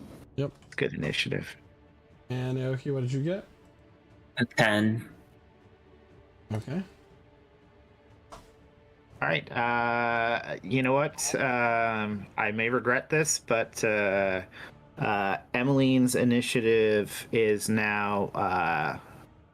I'm gonna give her my initiative because I have a feeling she's at risk. So you just jumped from 5 to 22, and I'm now a 5. I rolled a 22 for my initiative. Oh, did you roll a 22? Okay. I did. I thought you were rolling low. I thought you were rolling. I thought you were swapping with Thalia. Oh, yeah, I'll swap with Thalia. Yeah, that's fine. I thought she was. I didn't realize you rolled at advantage. So. Right here. Okay. Okay. Who rolled with advantage? Oh, and why did you roll with advantage? Oh, that's my bad. So, I just clicked it and it put it on the screen, so I will fix that. Prioritize. Yeah. So I'll give it to Emmeline just because I know she's the one who's prompted the attack. So I'll take the 5 and she'll take my 19. 22. I don't know why I said 22 yet, but getting distracted by my brain. With that, it is now Emmeline's turn. Renatus is on deck. Thalia is in the hole. Cool. Love that feature. I'm just gonna go ahead and toll. I'm not close enough. I'm not close enough to do that. Close enough to do anything. Just gonna keep moving forward to try to get behind this rock over here. Okay. Probably close enough for like a firebolt or something if you've got that. Yeah, I'll throw a firebolt at them. See what happens. I assume they're resistant. Like 120, if I'm not mistaken. Which one are you attacking? Let's do the one on my side. This left one, the red one. That is a natural 1. Super epic. Fucking awesome. Love it. Not the best use of my alert feat. Happens. but it lets you get into cover before something crazy happened. Yeah. 1 second, please. Best thing that can happen to Diablo is one of them tries to pick him up. That's the best case scenario. Unless they like to drop people into the magma. Yeah, that would suck. You know, I didn't consider Why would you that. say that?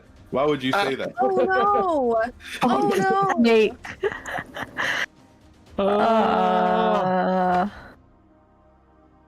That's Shit. like instant death at this. At that level, yeah. That's like permadeath, too. You got nothing left. I had that happen to me in a one-shot, actually. No, for a new DM who didn't understand how much damage magma does. He's like, yeah, drop you in there. And I'm like, yeah. So, Emmeline fires a just dead. fireball and just goes wide, and it hits the mountain, the rocks behind the wyvern. As she has slipped on some loose gravel, she's running up to the rocks to hide behind him. It's not Renatus' turn. Dahlia's on deck. Alrighty. Let's see. So first things first. What's the max distance I can do this? That would be nice to look at Okay. during your turn. Before Yeah. it's your turn, you know. Bonus action summoning Echo as far out as he can go. Just to have him on standby. Is that 30? That's 30. And then for my action, For my next trick, I will be using what is it? What's it called? Oh, my it called? new It's a feature. Eldritch invocation, Fiendish Vigor. So I can cast Half-Life and give myself temp HP. Half-Life. Always, or sorry, False Life. Half-Life or Half-Life 2? 3, which will never happen. go- So Do that'll you- give me What? I'll kill you. I'll kill you. I mean, he said Half-Life. gives me 12 temp HP because it rolls at the max, and it is not a spell slot. So, Nice. and yeah, that'll be my turn. All right, Dahlia, it's now your turn. Right. You have thunder arrows. Right. I was gonna use Hunter's Mark, but I'm too far away, even if I move. So I'm just because I've got 2 attacks. I'm gonna shoot the one that's got the blue color added to it. Okay, and what's the range? For my longbow, it's 600. Okay. Holy shit! I believe sure. it's a max of 600 longbow. Hold on 1 second. Because I know You it's have like sharpshooter? I think it's hold on. Oh. So the way it works, I think it's like up to 600 you have disadvantage, but let me just double check. I have sharpshooter. Oh yeah, sharpshooter? Oh, never mind. Yes. It doesn't matter. That's why I asked the question, because I'm Rocket confused chicken with their strips. equation. Yeah. Sharpshooter is so cool. Hell yeah! So It's a roll muscle to attack. So sharpshooter. you roll a 14. 14 will hit. Yes. So is it the one? What? Cram added something to my bow. Was that No, 1d? it's just Oh, your regular arrow. bow damage plus 1d6. Okay. Yeah, you attacked a lionel, picked up its arrows off the ground, loaded it into your bow. So Womp womp. I'm gonna I stop. got a 6 from mine, and then 1d6 as well. Okay.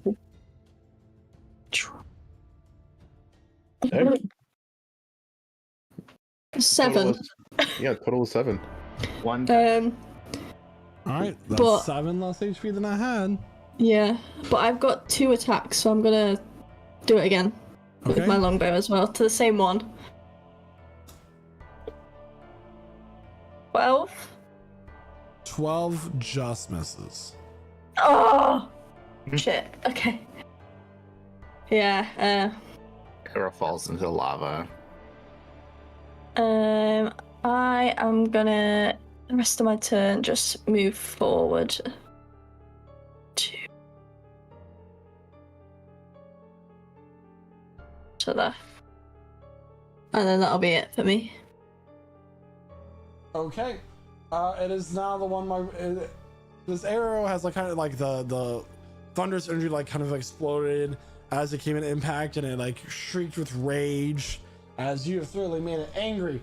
It's going to fly its full movement speed to there. And that's all I can do on its turn. Shit. You hear a roar from behind some rocks. And this is when you realize there was one that you did not see. But my roll is so good. It got like a 26 on stealth. It got like a natural 20. It was This really is the good. boss. This is the boss one. The rest are just trumps. Ignore them. That's not how that works. All right.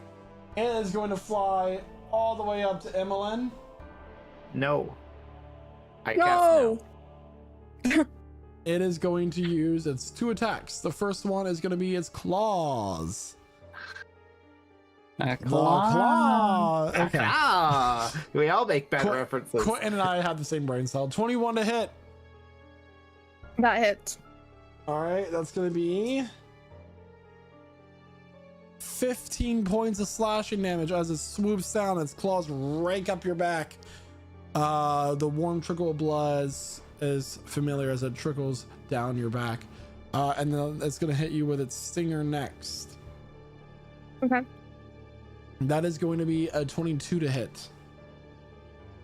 Yeah, that hits. I need a con save, please. DC 15. You're going to start with 8 points of piercing damage. I got a 17. That succeeds. You're going to take half. You're going to take 7 points, so that's 8 points of in piercing. total? So 8 points of piercing damage. Plus 7, so 15 total. Okay. So quite a bit on that that round. Yeah, that just did 30 damage to me, so that's pretty epic. Oh, I didn't move close enough. Right there.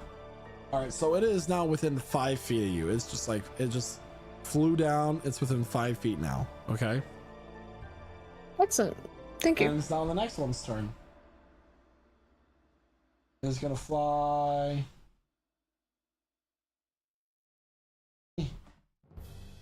Yeah, shit. Oh my. Oh no. Idiot. Only one within Goodbye. range.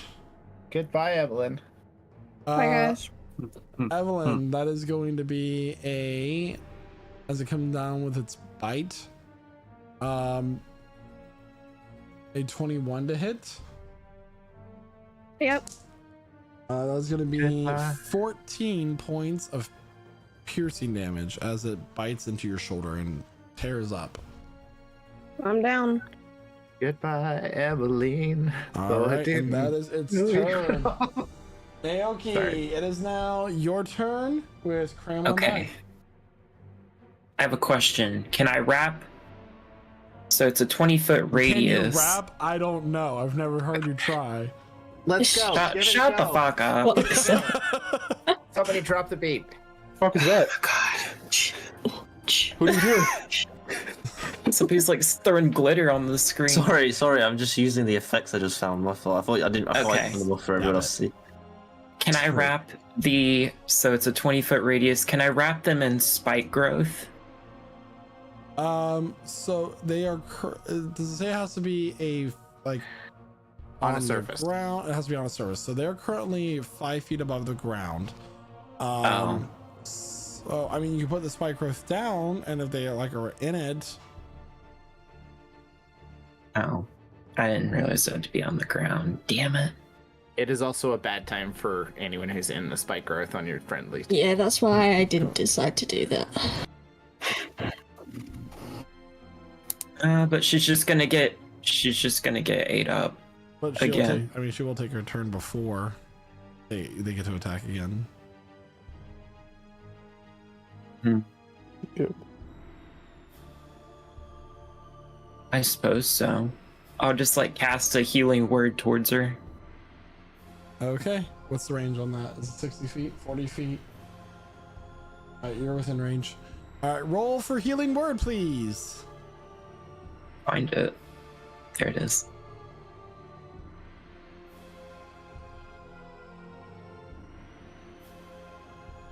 Didn't work. Emmeline, the wounds begin to close as you take a deep breath in, gasping for air as the light comes to your vision once more with 10 HP added to your health pool.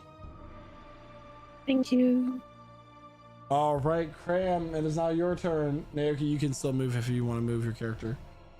I'm good. All right, Cram. Okay. Valor on deck, Diablo's in the hole. I'm going to use Sorcery Rage, Innate Sorcerer, to increase my spell DCs by 1 for 1 whole minito. Whoop whoop.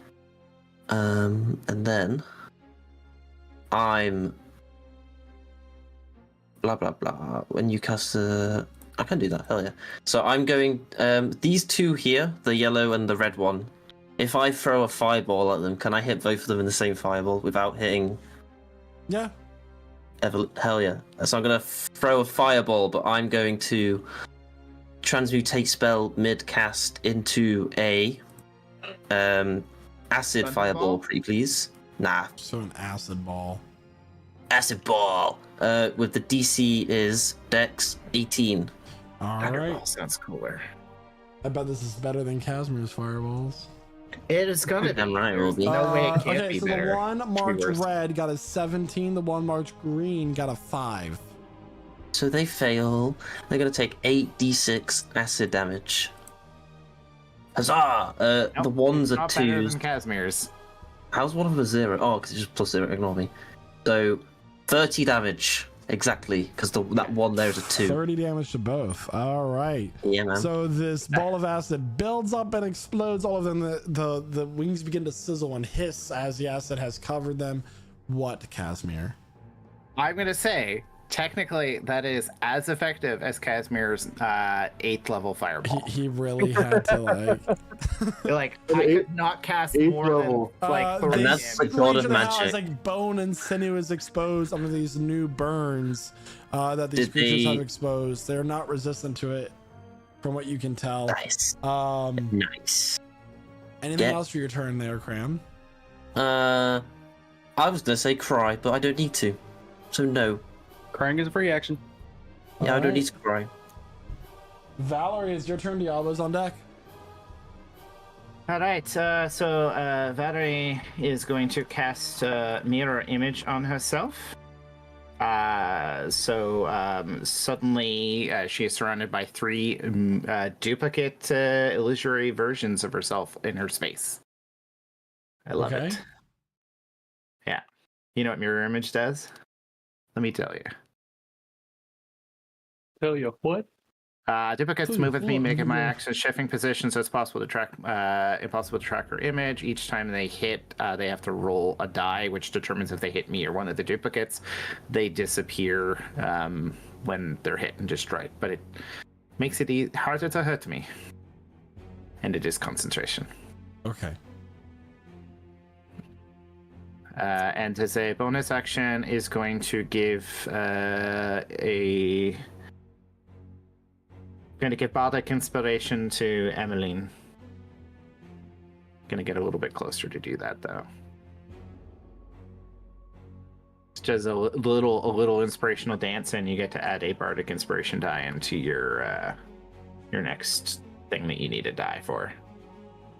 Is that a D8, D12? I think it's still a D6. D6? Yeah. Okay. Which is no, it's actually D8. I'm wrong. Cool. It says right Could here have on my had a character D8. sheet. It is a D8. It is a D8. Yeah. So there's that. So you see four Valeries, all in the same space. You feel inspired. That is my turn. All right. It is now Diablo's turn with Emmeline on deck. Renatus in the hole. All right.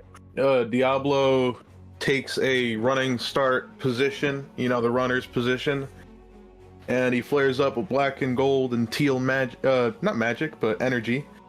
And he uses Step of the Wind, the enhanced version, with the point of his mojo. He is going to run all the way over here and he is going to jump up and attack this thing. Okay. All right, so this is going to be a 20 to hit. 20 will hit. Dealing a nice, let me just make sure. One moment.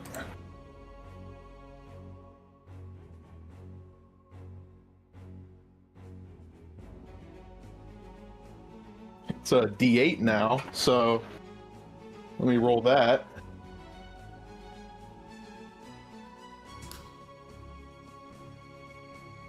It's a D8 plus 4, so that's 8 points of bludgeoning damage, and as per the one use per turn, he will attempt to initiate a grapple against this thing. Okay. Using its dexterity.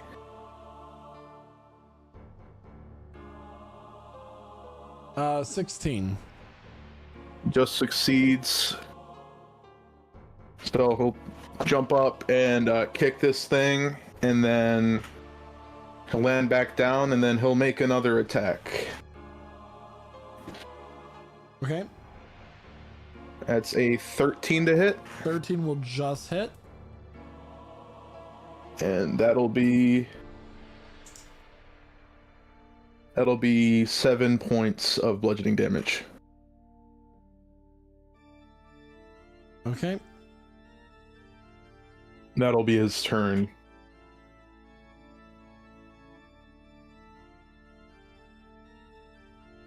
All right. And it's now Emmeline's turn. Emmeline, you're currently prone. You have to use half your movement to stand up, and there's these two wyverns snarling over you at the moment. What would you like to do? Yes, so I am going to use half my movement to stand up. And is Diablo currently, he's closer to this red one here. So I'm going to cast Vampiric Touch on the green one, if I can reach it. Yeah, it's within 5 feet. Excellent. That's a 25 to hit. 25 will hit. And that'll be 14 necrotic damage, And which heal half of should heal half, yes.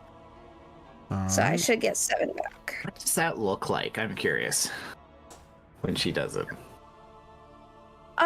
Because she has her gloves on, it kind of seeps through her gloves and just kind of soaks them in blood, in energy, from what I can imagine. That is grim. I love it. She's gripping it, and that'll be your turn. All right. Renatus, it is now your turn with Ali on deck. Okay. I can't move right now. Well, actually, I can. Hold on. What? 30. Yep. Okay. Yeah. So command my echo to move an extra 30 feet. Then I will. Bonus action. Wait, is the blue one currently in the air? You said. Yeah. So that one is not. It's like 20 feet above the air. Okay, that's fine. Sorry, the wind's going crazy right now. I will bonus action swap places with my echo. Unfortunately, that will destroy the thing in my turn, but that's okay for now.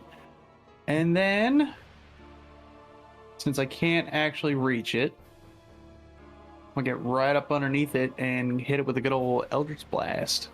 Not going to throw your Thunderblast, pull out your Thunderblast.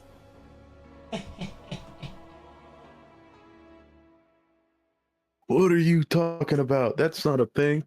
Yeah. Whoa, why is my thing all the way scrolled up? Okay. Oh, that's not a, it's a 12. I got excited. It was green. It said critical. Yeah. If it was an advantage. Yeah.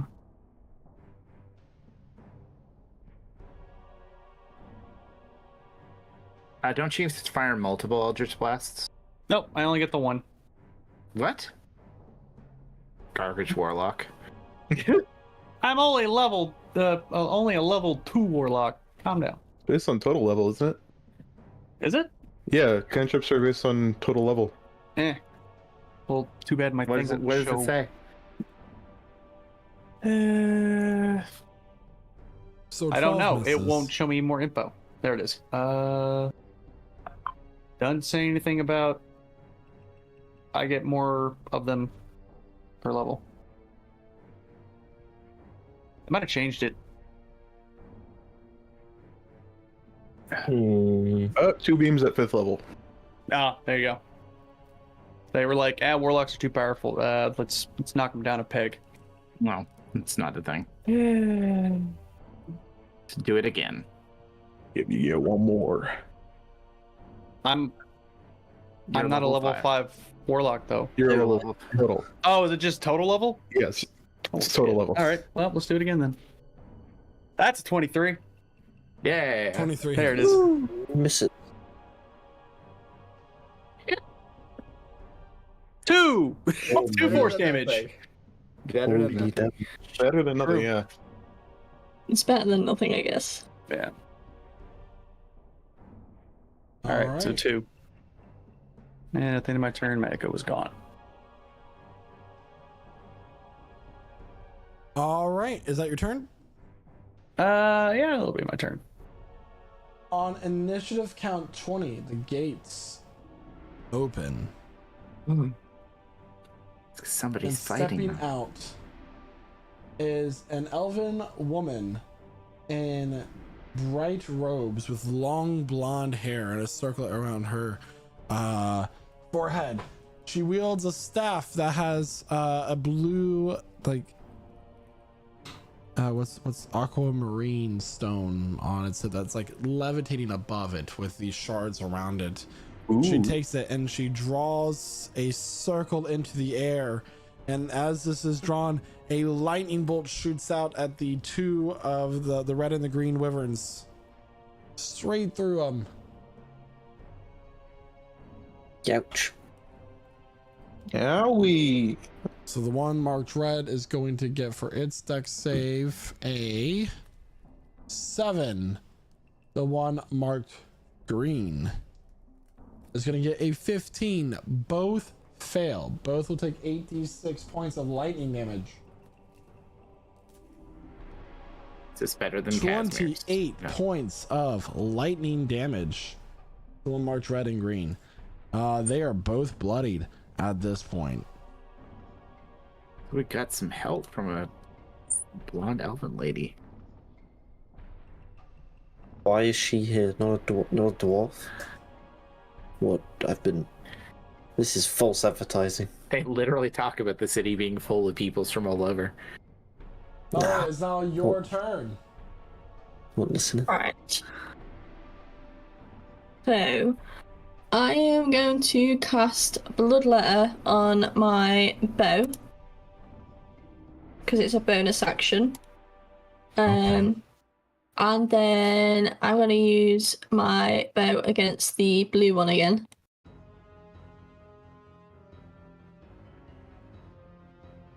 $28. 28 will hit. So Give me a damage that one. D6. So that's 14 from them two. And Bloodletter is I need the creature to make a con save, please. It needs to beat 13. It does not. Okay, so then it also takes 2d6 of necrotic damage for another 8. So 22. let me just... Yep. And then I'm going to use my longbow again to attack it for a second time. For 25. 25 will hit. So that one... 7... So that's another 8. All right.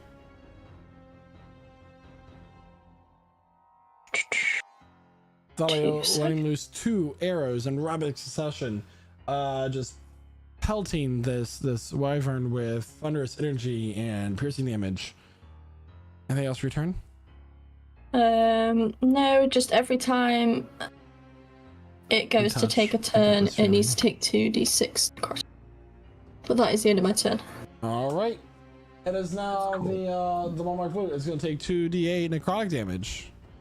Is there a save for that, or does it just 2d6? And I think it just needs to wait. A creature. Yeah, so a creature with a festering wound takes 2d6 necrotic damage at the beginning of its turn for the remainder of the spell's duration. Okay, so what's the 2d6? 3 again. 3. All right. It is going to dive bomb Renatus. Oh no. To be 10 feet above you. Oh. It is going to be for its bite with a range of 10 feet. 23 to hit. Yeah, that hits. That's going to be 14 points of piercing damage as it bites into your shoulder and rips up the skin, tearing. The muscles being torn into. Not really, but okay. All right, tough guy. Temporary hit points. Okay, tough guy. Oh yeah. Stinger Yeah, comes false for you life. next. Oh no. Nope, that's not natural 20. I got so excited. Oh. Oh, 26 to hit. It's a 19. It's a 19. Yeah, that'll hit. Yeah, 26 to hit. All right. Yeah. Oh, Easy. 6 points of piercing damage. I need a con save, please. A con save? Is this poison? For what? For poison. I'm resistant to poison. Then You still need to make the con save. Fine. You just have the damage. 16. You succeed, so you can take a quarter. That is going to be 3 points of poison damage. The Drake is chosen badly. Wait, was there damage for the actual bite itself too? Yeah, I told you what that was earlier. Oh, that was the 6, right? Yeah. Yeah, that's right. Okay, we're good. Just making sure. No, it was Having a the good first bit of time. damage where I said tore into your shoulder. I don't remember what I said because you're supposed to mark the damage as it happens. Does anybody else remember that first number I told him? As it bites into your shoulder and tears through, and you're like, not really. Oh, that part. It was Yeah. six, It was like- wasn't No, 6 No. was the stinger. That was I'm the pretty piercing sure it was damage. like. I'm pretty Yeah, sure. so it was 3 bits 14 of damage I just got hit with. I'm pretty sure it was 14 or 15. It was 14 because I only 14, took like then 2 6, actual hit then points. 3. Okay. So 23 Yeah. total. Yes. All right. Cool. Thank you. All right. This is good. This one is really mad. It's going to go straight for Josh. Just ignoring What? Emmeline. Oh my god, it's leaving the game. Can it not? What the hell, man? Close your Emmeline, door you to your apartment. can take an opportunity attack if you want. Does it go within that range? hoe. Smack it. Not within yours. Just Emmeline's. Sorry, what was that, Michael? So the wyvern is flying with outside of your reach. If you want to take an opportunity attack, you may. Yeah, can I use the attack that I was already using? Because it's a concentration, that vampiric touch. It's an attack action, I believe, for opportunity attack. Unless you have the Unless Warcaster you- feat. Yeah. So you can use a melee attack if you want. You don't have to. You can don't save have to your- use your action. I'm good. I'm good. Okay. Yeah, I'm Yeah, not gonna really do anything. sure. Save it for silvery barbs later. No, that spell's banned. I know. Every time you roll a natural 20, I want to jokingly say silvery barbs. Anyway, hi Josh. It's 10 feet above you, but it's gonna go ahead and make its attacks. First, it's gonna be a bite. Oh, that is a natural 20. Hey! Oh, Oh no. Oh, you stupid thing. The acid ball. I told you, it pissed him off. You did a lot of damage with that, bud. Hey, That's so a lot did of the damage. lightning lady. So did Talia. That's gonna be 8 plus 6. That's 14 plus 7. 21. What? Where are you getting these numbers from? Tell me. The stat sheet and die. Tell me, dear. 21 points of damage. Yeah, man. Youch. He's cooked. Now it's the stinger. Oh, Stinger time. gosh. Look, I know I said I've got a spare character, but I don't want to play them. Granted, you're resistant to poison. If I like poison damage, right? You're resistant to poison You're damage. immune to the poison condition. You're not. Yeah, and diseases and all sorts of other 22 cool to things. hit. I need a con save from you, please. Sure, buddy. I get advantage because it's a poison. I'm not your buddy, pal. How much a pal, friend? 16. Friend guy. 16 will succeed, but you will still take 11 points of piercing damage. Oh my gosh. And then a quarter of that. So that would be 8 points of poison damage. Oh my gosh, I'm down. that Cram is so down. unfair. No way, it's one-shot me, man. That is not... This game hates me. You. He This game hates me. Yeah, exactly. In one turn to me. What a stupid... Oh my god, I hate D&D. Another tick for Kremgak is incapacitated. God's sake, I'm never getting past these allegations. Honestly, it's all fake news, guys. Cram wants to live, I swear. Exclamation point, allegations in chat. Proggaku, what? Hold on. Talia, you lose the thunder arrows, by the way, because there's no way I'm saving. I can't literally. I can't even concentrate on what I'm speaking. Time to pick your ass up. It's all falling apart. Diablo does a 16 hit. No, it does not. All right. Better not. And then here comes the stinger. And here comes a giant fist. It does a 22 hit. A 22 does hit. I need a con save, please. As it comes at you with its stinger, you're gonna take 12 points of piercing damage, however. Okay. You said a con save? Con save DC 15. So you're taking account the fact that Diablo is immortal and invincible, right? That's 5. It's in his name. Alright, so like I said, you're gonna take the 12 points of piercing damage. Yeah. And then 23 points of poison damage on top of that. So 31 points total. As it kind of tries to tear into you with its claws, but you manage to duck out of the way, but just in time for the swinger comes swinging around and it gets you right in the side into the rib cage and injects the poison into you.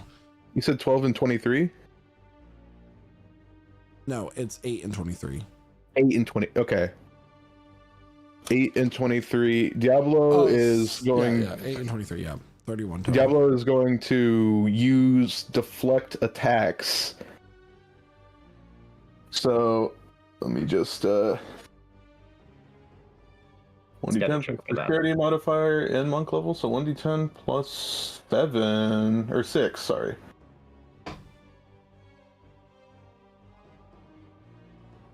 That's 12 minus 12 damage on that, so I take a little bit less. Okay, can you fully negate can you subtract that from the poison damage? If it was part of the attack, then yes, that is how that is worded. Because I'm still deflecting the stinger. If it was just the poison coming at me, I wouldn't be able to. Okay. So I take 19. It is now Naoki's turn. All right, perfect.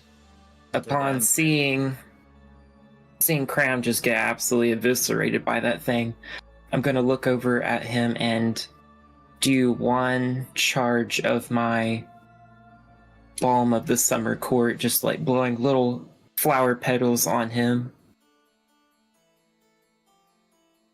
So that'll be a 1d6 for him, and 1 bonus HP. Let me grab that real quick. It'll just pick him up, that's all. Eventually we'll get a wave going, like... A 1. A 2. So 2? So you get He 1 gets HP and 1 temp 3. HP. Oh, 1 HP and 1 temp HP. That is. Thank you very much. I'm up. That's all we need. Now we Yeah. cook. Nothing. He's Now on the I ground. Thank you very much. It's time to cook. All right. One. Now to cook Thank this beast, I'm going to cast One. Call Lightning. And it has to make a, let's see, a dexterity saving throw of 13 or take 3d10 lightning damage. It gets a 5. Woo! Call Lightning, super cool. One of my favorite druid spells. 20. That's a 20. 20 on the one marked green. It is looking really hurt.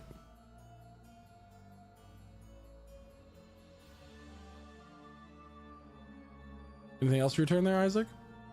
That's all I can do. All right, it is now Cram's turn. Cram, you're currently prone. Right, half me movement to stand up. Get up! Right. So my innate sorcery thing just says it lasts for a minute, and it doesn't have like, oh, it ends when you go down. Do I have Therefore, to? It continues to last.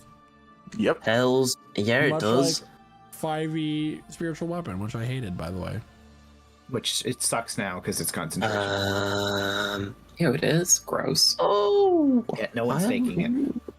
Gonna. Really, the only thing bad You thing say this about it- thing's nearly dead.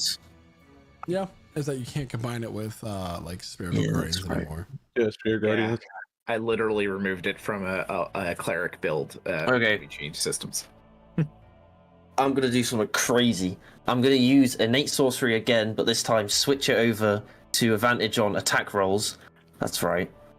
I'm doing that. I'm just. Hell yeah, I am. This thing killed me. And then I'm gonna cast Flame Blade at level 2. Transmutate spell. Acid. That's right. Acid's calling. Attack with advantage.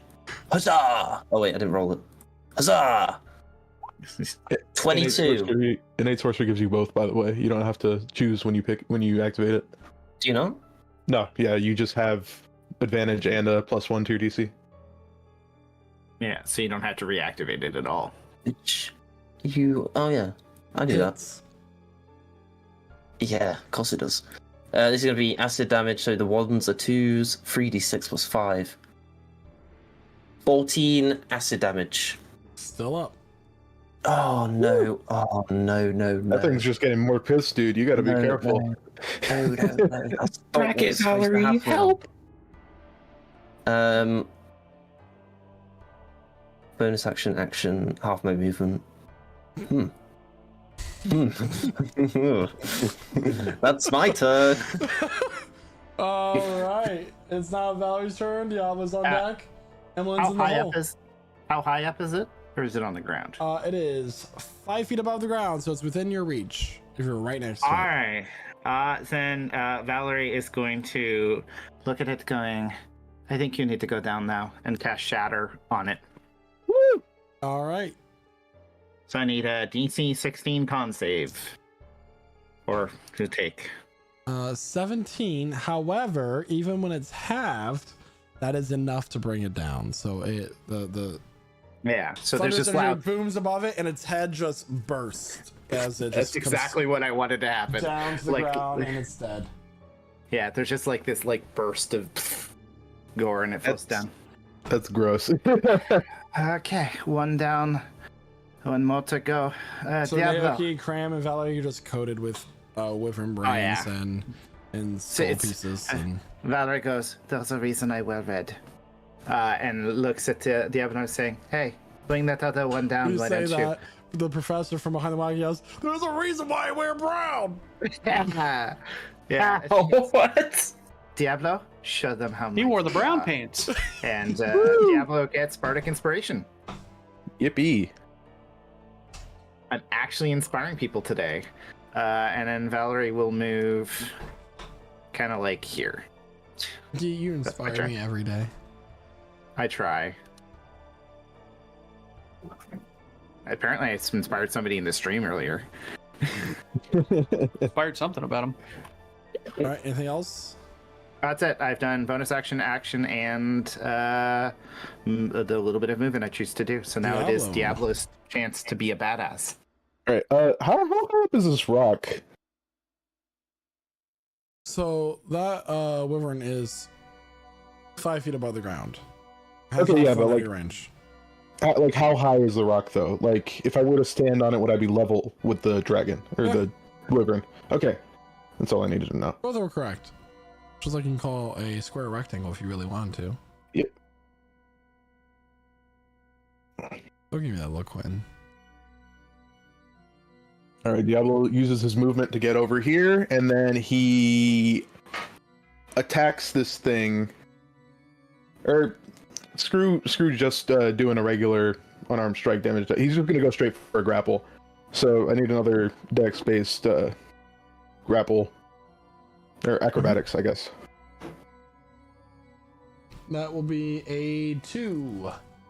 It fails. So Diablo is now grappling this wyvern, and he will use his other unarmed strike from his action to attack it. Did you do an attack roll to start your grapple? No, I'm not using punch and grab. I'm just using my unarmed strike only for the grapple instead of trying to do both. Because I did not want it to be contingent on whether I hit or not. Okay. But yeah, my second attack will be, because we have 2 attacks now, will be a regular attack. So it's a 23 to hit. 23 will hit. For a nice 8 bludgeoning damage. All right.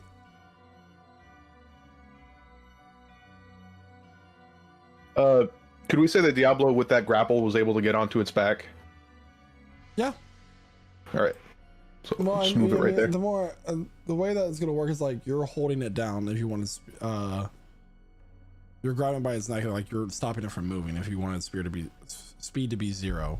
No, I would have to restrain them for that, so I'm not going for that effect. But grappling Because speed is already 0 as far as the Is grapple it? condition. Yeah.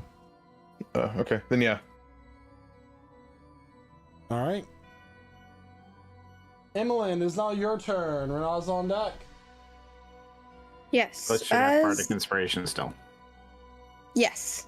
As Diablo's having this like wrestling session with the wyvern, Emmeline's just going to point at it and cast Toll the Dead. So I need a wisdom saving throw. Okay. That will be a 4. And that fails because it was 14. So it should take all 12 of the Okay. damage. Necrotic. After that, she's going to get a little bit of distance. And that's it. All right, Renatus, it is now your turn. All right. The blue one is still 10 feet off the ground, right? Mm-hmm. And what about this rock that it's standing right next the to? one large blue is 10 feet, and the rock is 5 feet. Okay, so it would put me within 5 feet. Cool. All right, yeah, I'm just gonna do a little run around. I'm gonna climb up the rock. That should be plenty of speed thing, right? Boom, boom, boom. Yeah, that's plenty of. I got plenty of. Okay. So I'm sitting at what? 20 right now? Yeah, 20. Okay. Then I will cast Booming Blade and then hit it with my longsword. Okay.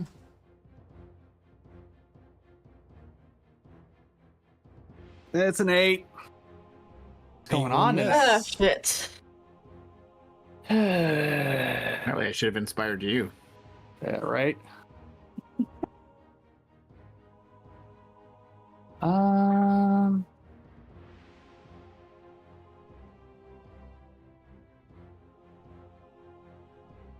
Does this end if I miss? Don't you have your thing you can do to be good? Do what?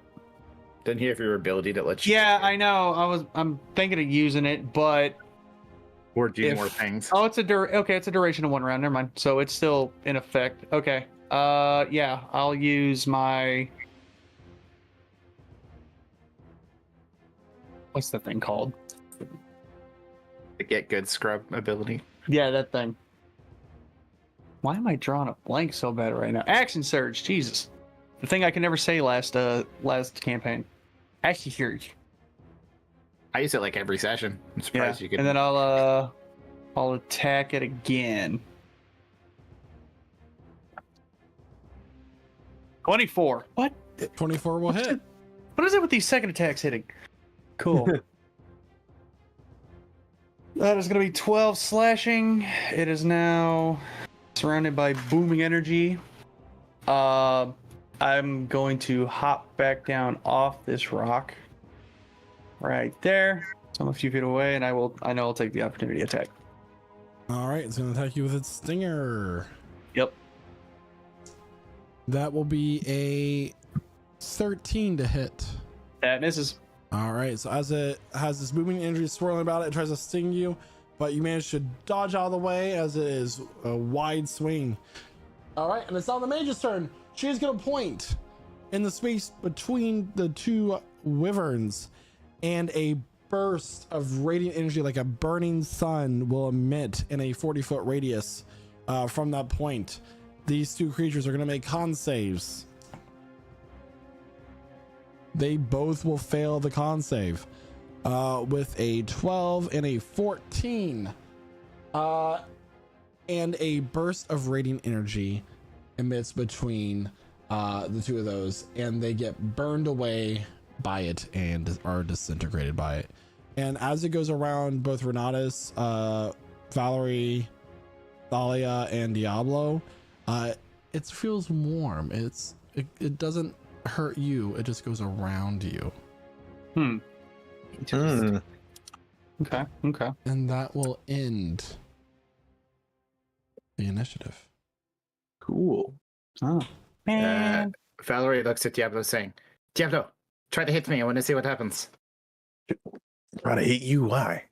Just because I got this thing and I've never actually tested it. Anytime I'm unprepared, things hit me. This time I'm prepared and nothing hits me. You sure? Why not? All right, Diablo goes to punch her. Yeah. You know, he's like scanning these multiple mirror images and he goes to punch her. We just had a big moment. This like dramatic thing that's probably about to happen, and You got to roll anything for that? you got to roll your attack, right? Okay, yeah, sure. It's got to hit first. That's a 14, regardless. Yeah. So yeah, you gotta tell me. You gotta roll a d6, or do I have to roll a d6? I think it's a d6 for each of the mirrors, so. Yeah. Okay.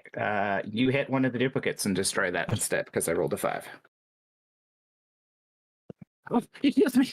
Cheers erupt from beyond the gates and their doors, and the woman turns around. Fear not, Rubalians. I vanquished the terrible wyverns. We killed one too. With her heels clicking on the stone bridge, she walks back into the guards surrounding her and cheering her on. What would you all like to do? I'm off to go lay in the cart. That was quite a tough battle for me. Well, we ought to enter while all the gates are open. Yes. You guys can do that while I lay in the cart. Grab the cart. We need to try to make use of this opportunity to maybe reduce the cost. I'm a little annoyed that we don't get even partial credit. I exploded one of their heads. Cleans herself off. So you Can need to I- drive the cart into the stone, across the stone bridge. Yes, Alia? Can I walk up to Cram as well and cast Cure Wounds on him? Sure. Lovely. So I'm gonna touch your shoulder. And give you 17. Lovely, jubbly.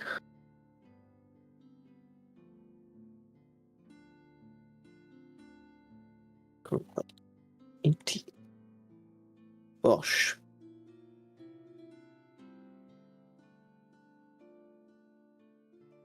You get to drive the cart into the gate, and these dwarven guards are surrounding this elvish blonde-haired woman with this blue gown.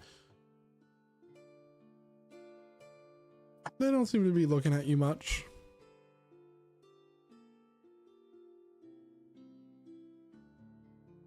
One of the dwarves goes, "That was amazing." The other one is saying, "Truly a spectacle and a show of true magic power." Go ahead. What are we gonna do, Jeremiah? Diablo kind of, gaudily trots his horse in.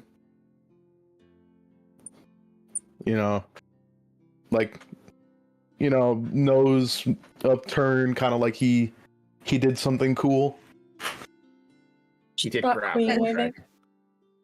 dragon. Kind of Emily's giving a complete opposite. She salute to slept on a the horse. giving a salute to the passerbys or the people that we're passing by. Carly is also gonna walk as well and just start queen waving.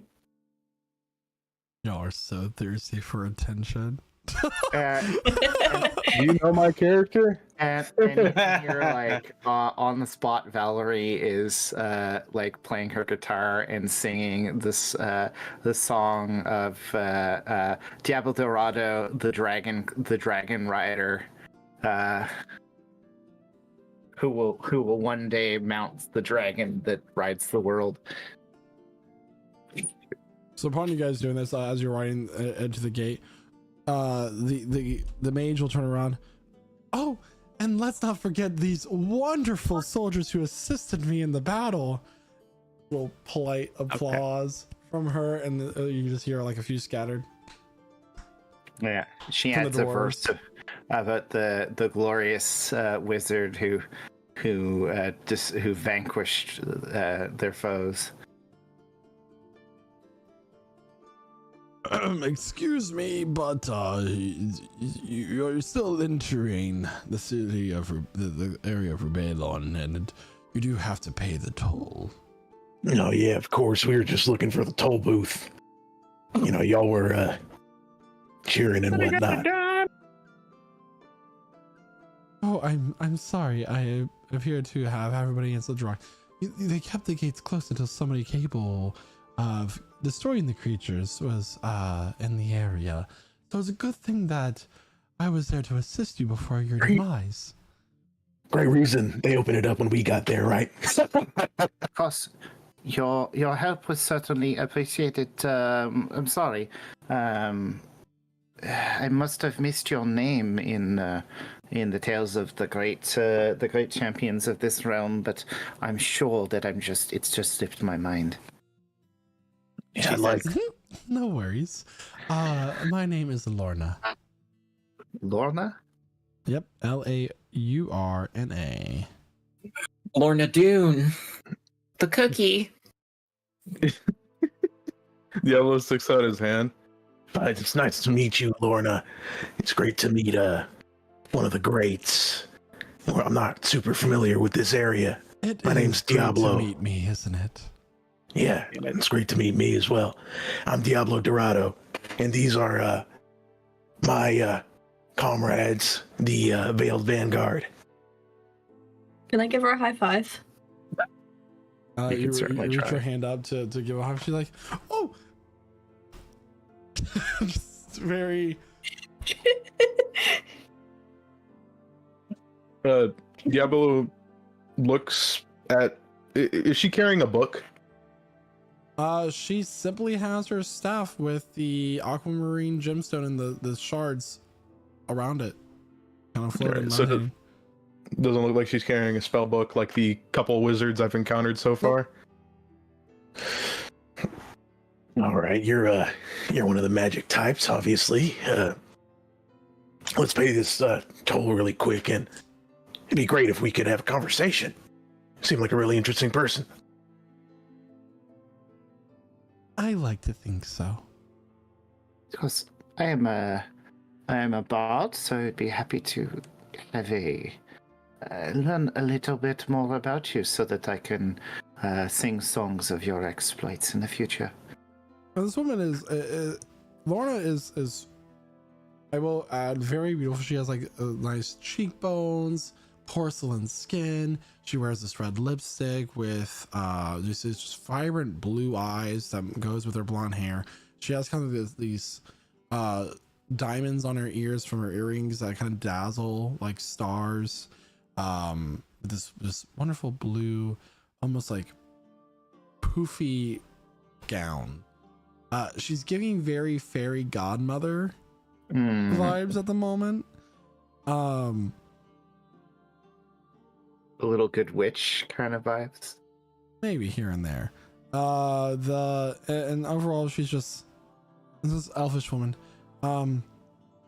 Absolutely. I'm sorry, Sir Knight. How much is their toll, if I may ask?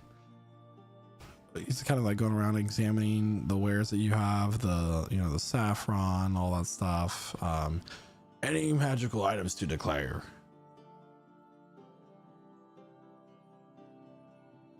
Going to say from here, we have one of our companions has braces of defense, and we have 2 powers of power. There is a staff of flowers. Are you looking to sell things here in the city? There are some trade goods my friend has brought to sale. Yes. All right. It'll be 8 gold to enter. 8 gold. All right. Which is quite expensive for a toll. Yeah, so we'll take the 8 gold. Okay.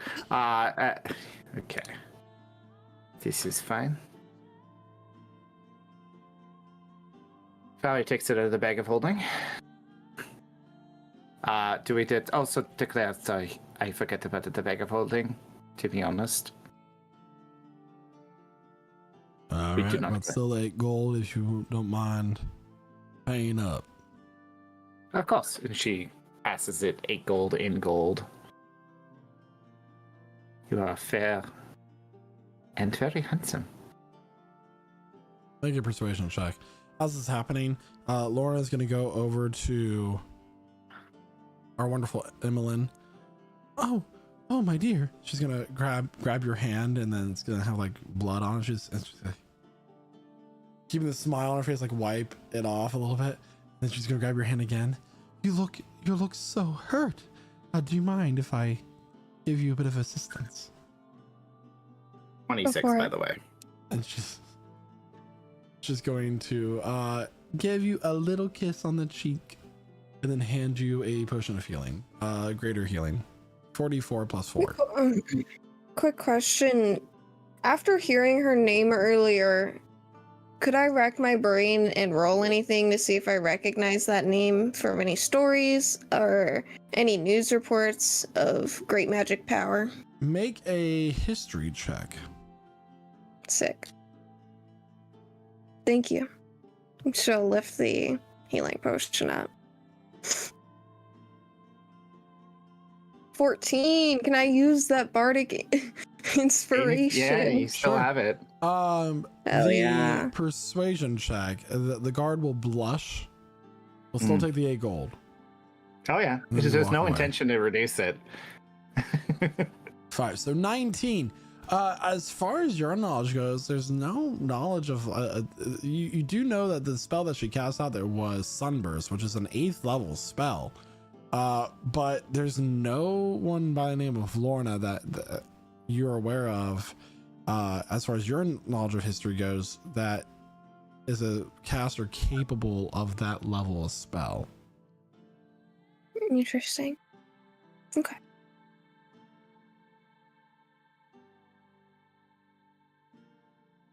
So, and she places her hands like this, her staff kind of like hovers next to her, as like everything she does is like graceful, practice, poses, all of that stuff.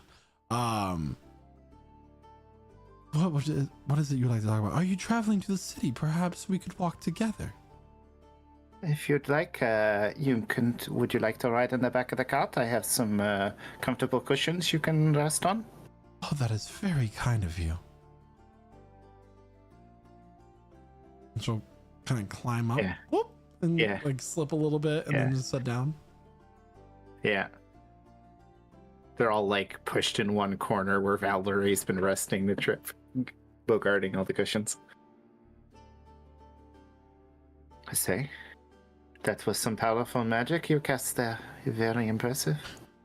It was nothing. I'm sure you all would have managed just fine without me. I think it would have been much more harrowing, but I think you could have managed them all on your own. So, tell me all about you. Did you like in general or Valerie? Oh, to all of you. Diablo will be riding his horse behind the cart so that they could still see him. I was like, you want to know all about us? Already. You see, I'm the immortal Diablo Dorado. I'm a warrior born from a drop of the sun. That sun. As they enter the city and it kind of goes out of view, Yeah. that sun. Yeah, and Valerie's got. He said this enough times. Valerie's got like the guitar, like to accentuate the moments, the beats. I learned to fight from a great dragon who wraps around the world and bites its tail. And I am the great light that will split the terrible clouds over the east. And these great adventurers alongside me are nothing to scoff at themselves. They're a powerful bunch, I'm telling you. And there's Val, who's a wonderful bard. Weaves magic into every note and every word she sings. We have Naoki, a wonderful druid, who can transform into all sorts of things and animals and do really cool stuff. I don't really know all of it yet. We've got Emmeline. She does creepy shit and eats spiders. And casts powerful magic spells. Powerful magic as well. Graham, more powerful magic. Talia, she shoots shit with her bow and arrow and it dies like right away. I don't know. And then Renatus, he's a big scary dude. He can throw his soul from his body. Super cool trick. Renatus, say your 3 words for this part of the this day.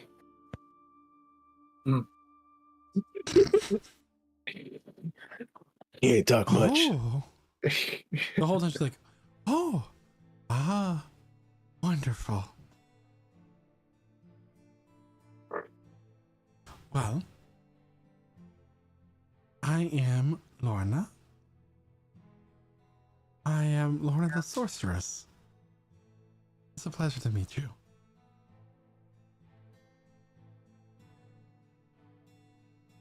Of course, it is a pleasure to meet you. I mean, they talk of the visions of heroes of legend, but I did not expect any hero to be quite as beautiful as you are. Oh, you're just so sweet, aren't you? I am happy that I met you all. I came to this area because I've been told that the mountains surrounding Rubalon have become quite dangerous. As you saw with the wyverns outside, there's been things disrupting the trade and people coming in and out of the area.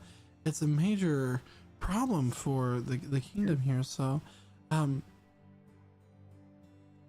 it's just good to know that there are strong people willing to help others around. That is how adventuring parties like us are founded.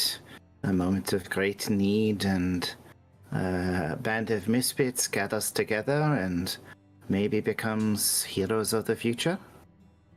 Oh, yeah. And you know, wherever Diablo Dorado goes, danger comes, because after all, danger is an epithet that people refer to me as sometimes. Say, you'd almost feel like Danger is your middle name, but it doesn't fit. I don't have a middle name. No.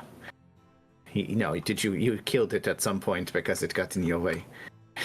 I thought your middle name was Dorado. That's more than 3 words. What? Are you Is not this- Diablo Dorado, the Immortal? So the Immortal is your last name? Okay, the Immortal is an honorific, and then Diablo Dorado is my Not in full name. character.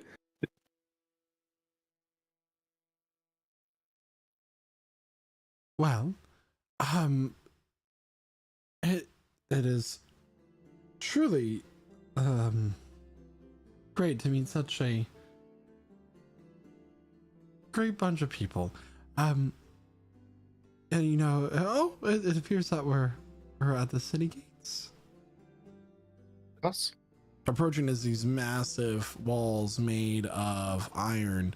There is a chasm below that a drawbridge is lowered over with these, you know, blue metal chains that have kind of this silvery hue to them that connects the bridge allowed to be drawn up and down. And as you cross over it, this massive city comes into not quite as big as Elnira, but you're arriving from the higher up and it's kind of like built down. City's made of white stone, not carved out of the mountain like other dwarven cities are, but placed here. But everything is stone under the same design palette, that sort of thing. There are mirrors that reflect light for crops and illuminating the waterways that have been like almost like channels that have been built and carved throughout these stones. You can imagine that waterways up in the mountains have been redirected and flown, much like the lava for the moat, to create this truly beautiful and wealthy looking city. All around there are statues of various dwarves, great smiths, tradespeople, and the king of Rubalon, as you do not follow a governorship like Elnira does. And as you enter the city, the other city that you've, for the first time since the start of this campaign, what happens next will have to be a story for another time. So everyone, that will conclude tonight's session of Prestige Encounters as we meet new people. Lorna the Sorceress, or Lorna the Mage. Who is she? What does she want? Or what does she need from our party of heroes? Who's to say? But we might find out, maybe, if I don't forget that she exists. But I'm gonna go ahead and pass it on over to Jeremiah, who plays Diablo the Immortal. Wonderful session, everybody. Really interesting fight we had. What, was that our first group of flying enemies? Am I wrong? I think so, yeah. Yeah, flying enemies. That was super fun. Now Diablo can say he wrestled a dragon, and if he wants to like play it up a little bit. She's already got the song ready. Yeah, already got the song ready. But yeah, interesting RP moment at the beginning. A little bit of venom from the Archmage there, and another run-in with the emissaries from the Sangesian Empire, or an emissary. So, yeah, I can't wait to see what happens in this new city. And with that, I'm going to pass it over to Quentin. That's me. Yeah, great session all around. Great RP from the rest of the cast, as Bernardus is a man of few words. But as he always says, he speaks only when he needs to. But yeah, it was a great fight. Glad to get to use some of these new powers in which that I have unlocked. And yeah, can't wait to see what next week will bring us. So until then, thank you, of course, to everyone who was chatting up in chat tonight. Thank you to all of our wonderful role players for bringing this amazing story to life. And speaking of amazing stories, thank you to our wonderful DM Michael for putting it together for us and bringing us together each and every week and being able to bring it to life ourselves. But with that, I'll pass it over to Guy playing Valerie. It's an interesting session. You know, despite things that did not happen early on, it was nice to have some character moments, get to explore a little bit more Certainly learning a little bit more about Emmeline than we were expecting to find out. Outcast from the Mages Guild because of her dark dealings. Should be interesting to explore that going into this. A really cool fight. Meet a character who hopefully you don't forget about, because I'm curious to know what's up with this lady. Yeah, lots of fun. Good combat. No one died. It's always a good session. Thank you, Michael, for making it happen. Gonna pass it on to the man who really wanted the tentacle rod today, Josh, who plays Gaku. Look, Cram just wants to be a real boy with his real parts that may not be real, but they're kind of real in his own, his special way. But no, really fun session today. Man, that wyvern really wanted me, but he's not. Maybe I should be called the Immortal and not Diablo, because I always get back up. No, I go down every fight, but I get back up. I mean, I don't die, even when I'm... You're like one of those, punching clowns, you keep punching it and it always gets back up until it deflates. It's a real problem that I've got. It's just a design flaw with the matrix that runs Cram, but, as we get more powerful, I'll one-shot everything, and probably become a god just like Tora did, so we'll all be okay. Who knows? But no, really fun session today. Thank you to everyone who's here, and thank you to Michael. With that, I'll pass it on to our outcast of the Mage Guild, Emmeline, played by Chloe. I think, like I said earlier, we're taking it a little too serious.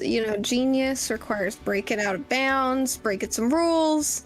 Stuff happens. I'm glad we got to hit all of our stuff today. We hit the RP, we did a little bit of shopping and math, and we got combat. So, what more can you ask for out of a session? I'm curious to see Lorna in the future, but I have a feeling Emmeline is more striving for what her power than anything else, but we shall see. With that, I'll pass it over to Isaac, who plays Naoki. It was a great session. I had a lot of fun. There's a lot of role play, some battle, a little bit of shopping, a lot of girl math going on there. It was very fun. I am interested to see how this Lorna character is. And then we also might need to add a resuscitation to Cram, because I picked his ass up 3 times now. And with that, I'll pass it over to Talia. I actually can't believe I got stunned. That was out of order. Not fair. Yeah. No, you're out of order. Soul's out of order. However, I now feel very powerful, especially with Cram helping with my arrows, and now having a new spell, because that was very fun, just for one turn dealing 33 damage. So that was very fun. However, I did not get another turn to do that, so I hope I get to do that again, because it was very fun to deal that much damage in one thing. But yeah, very fun session.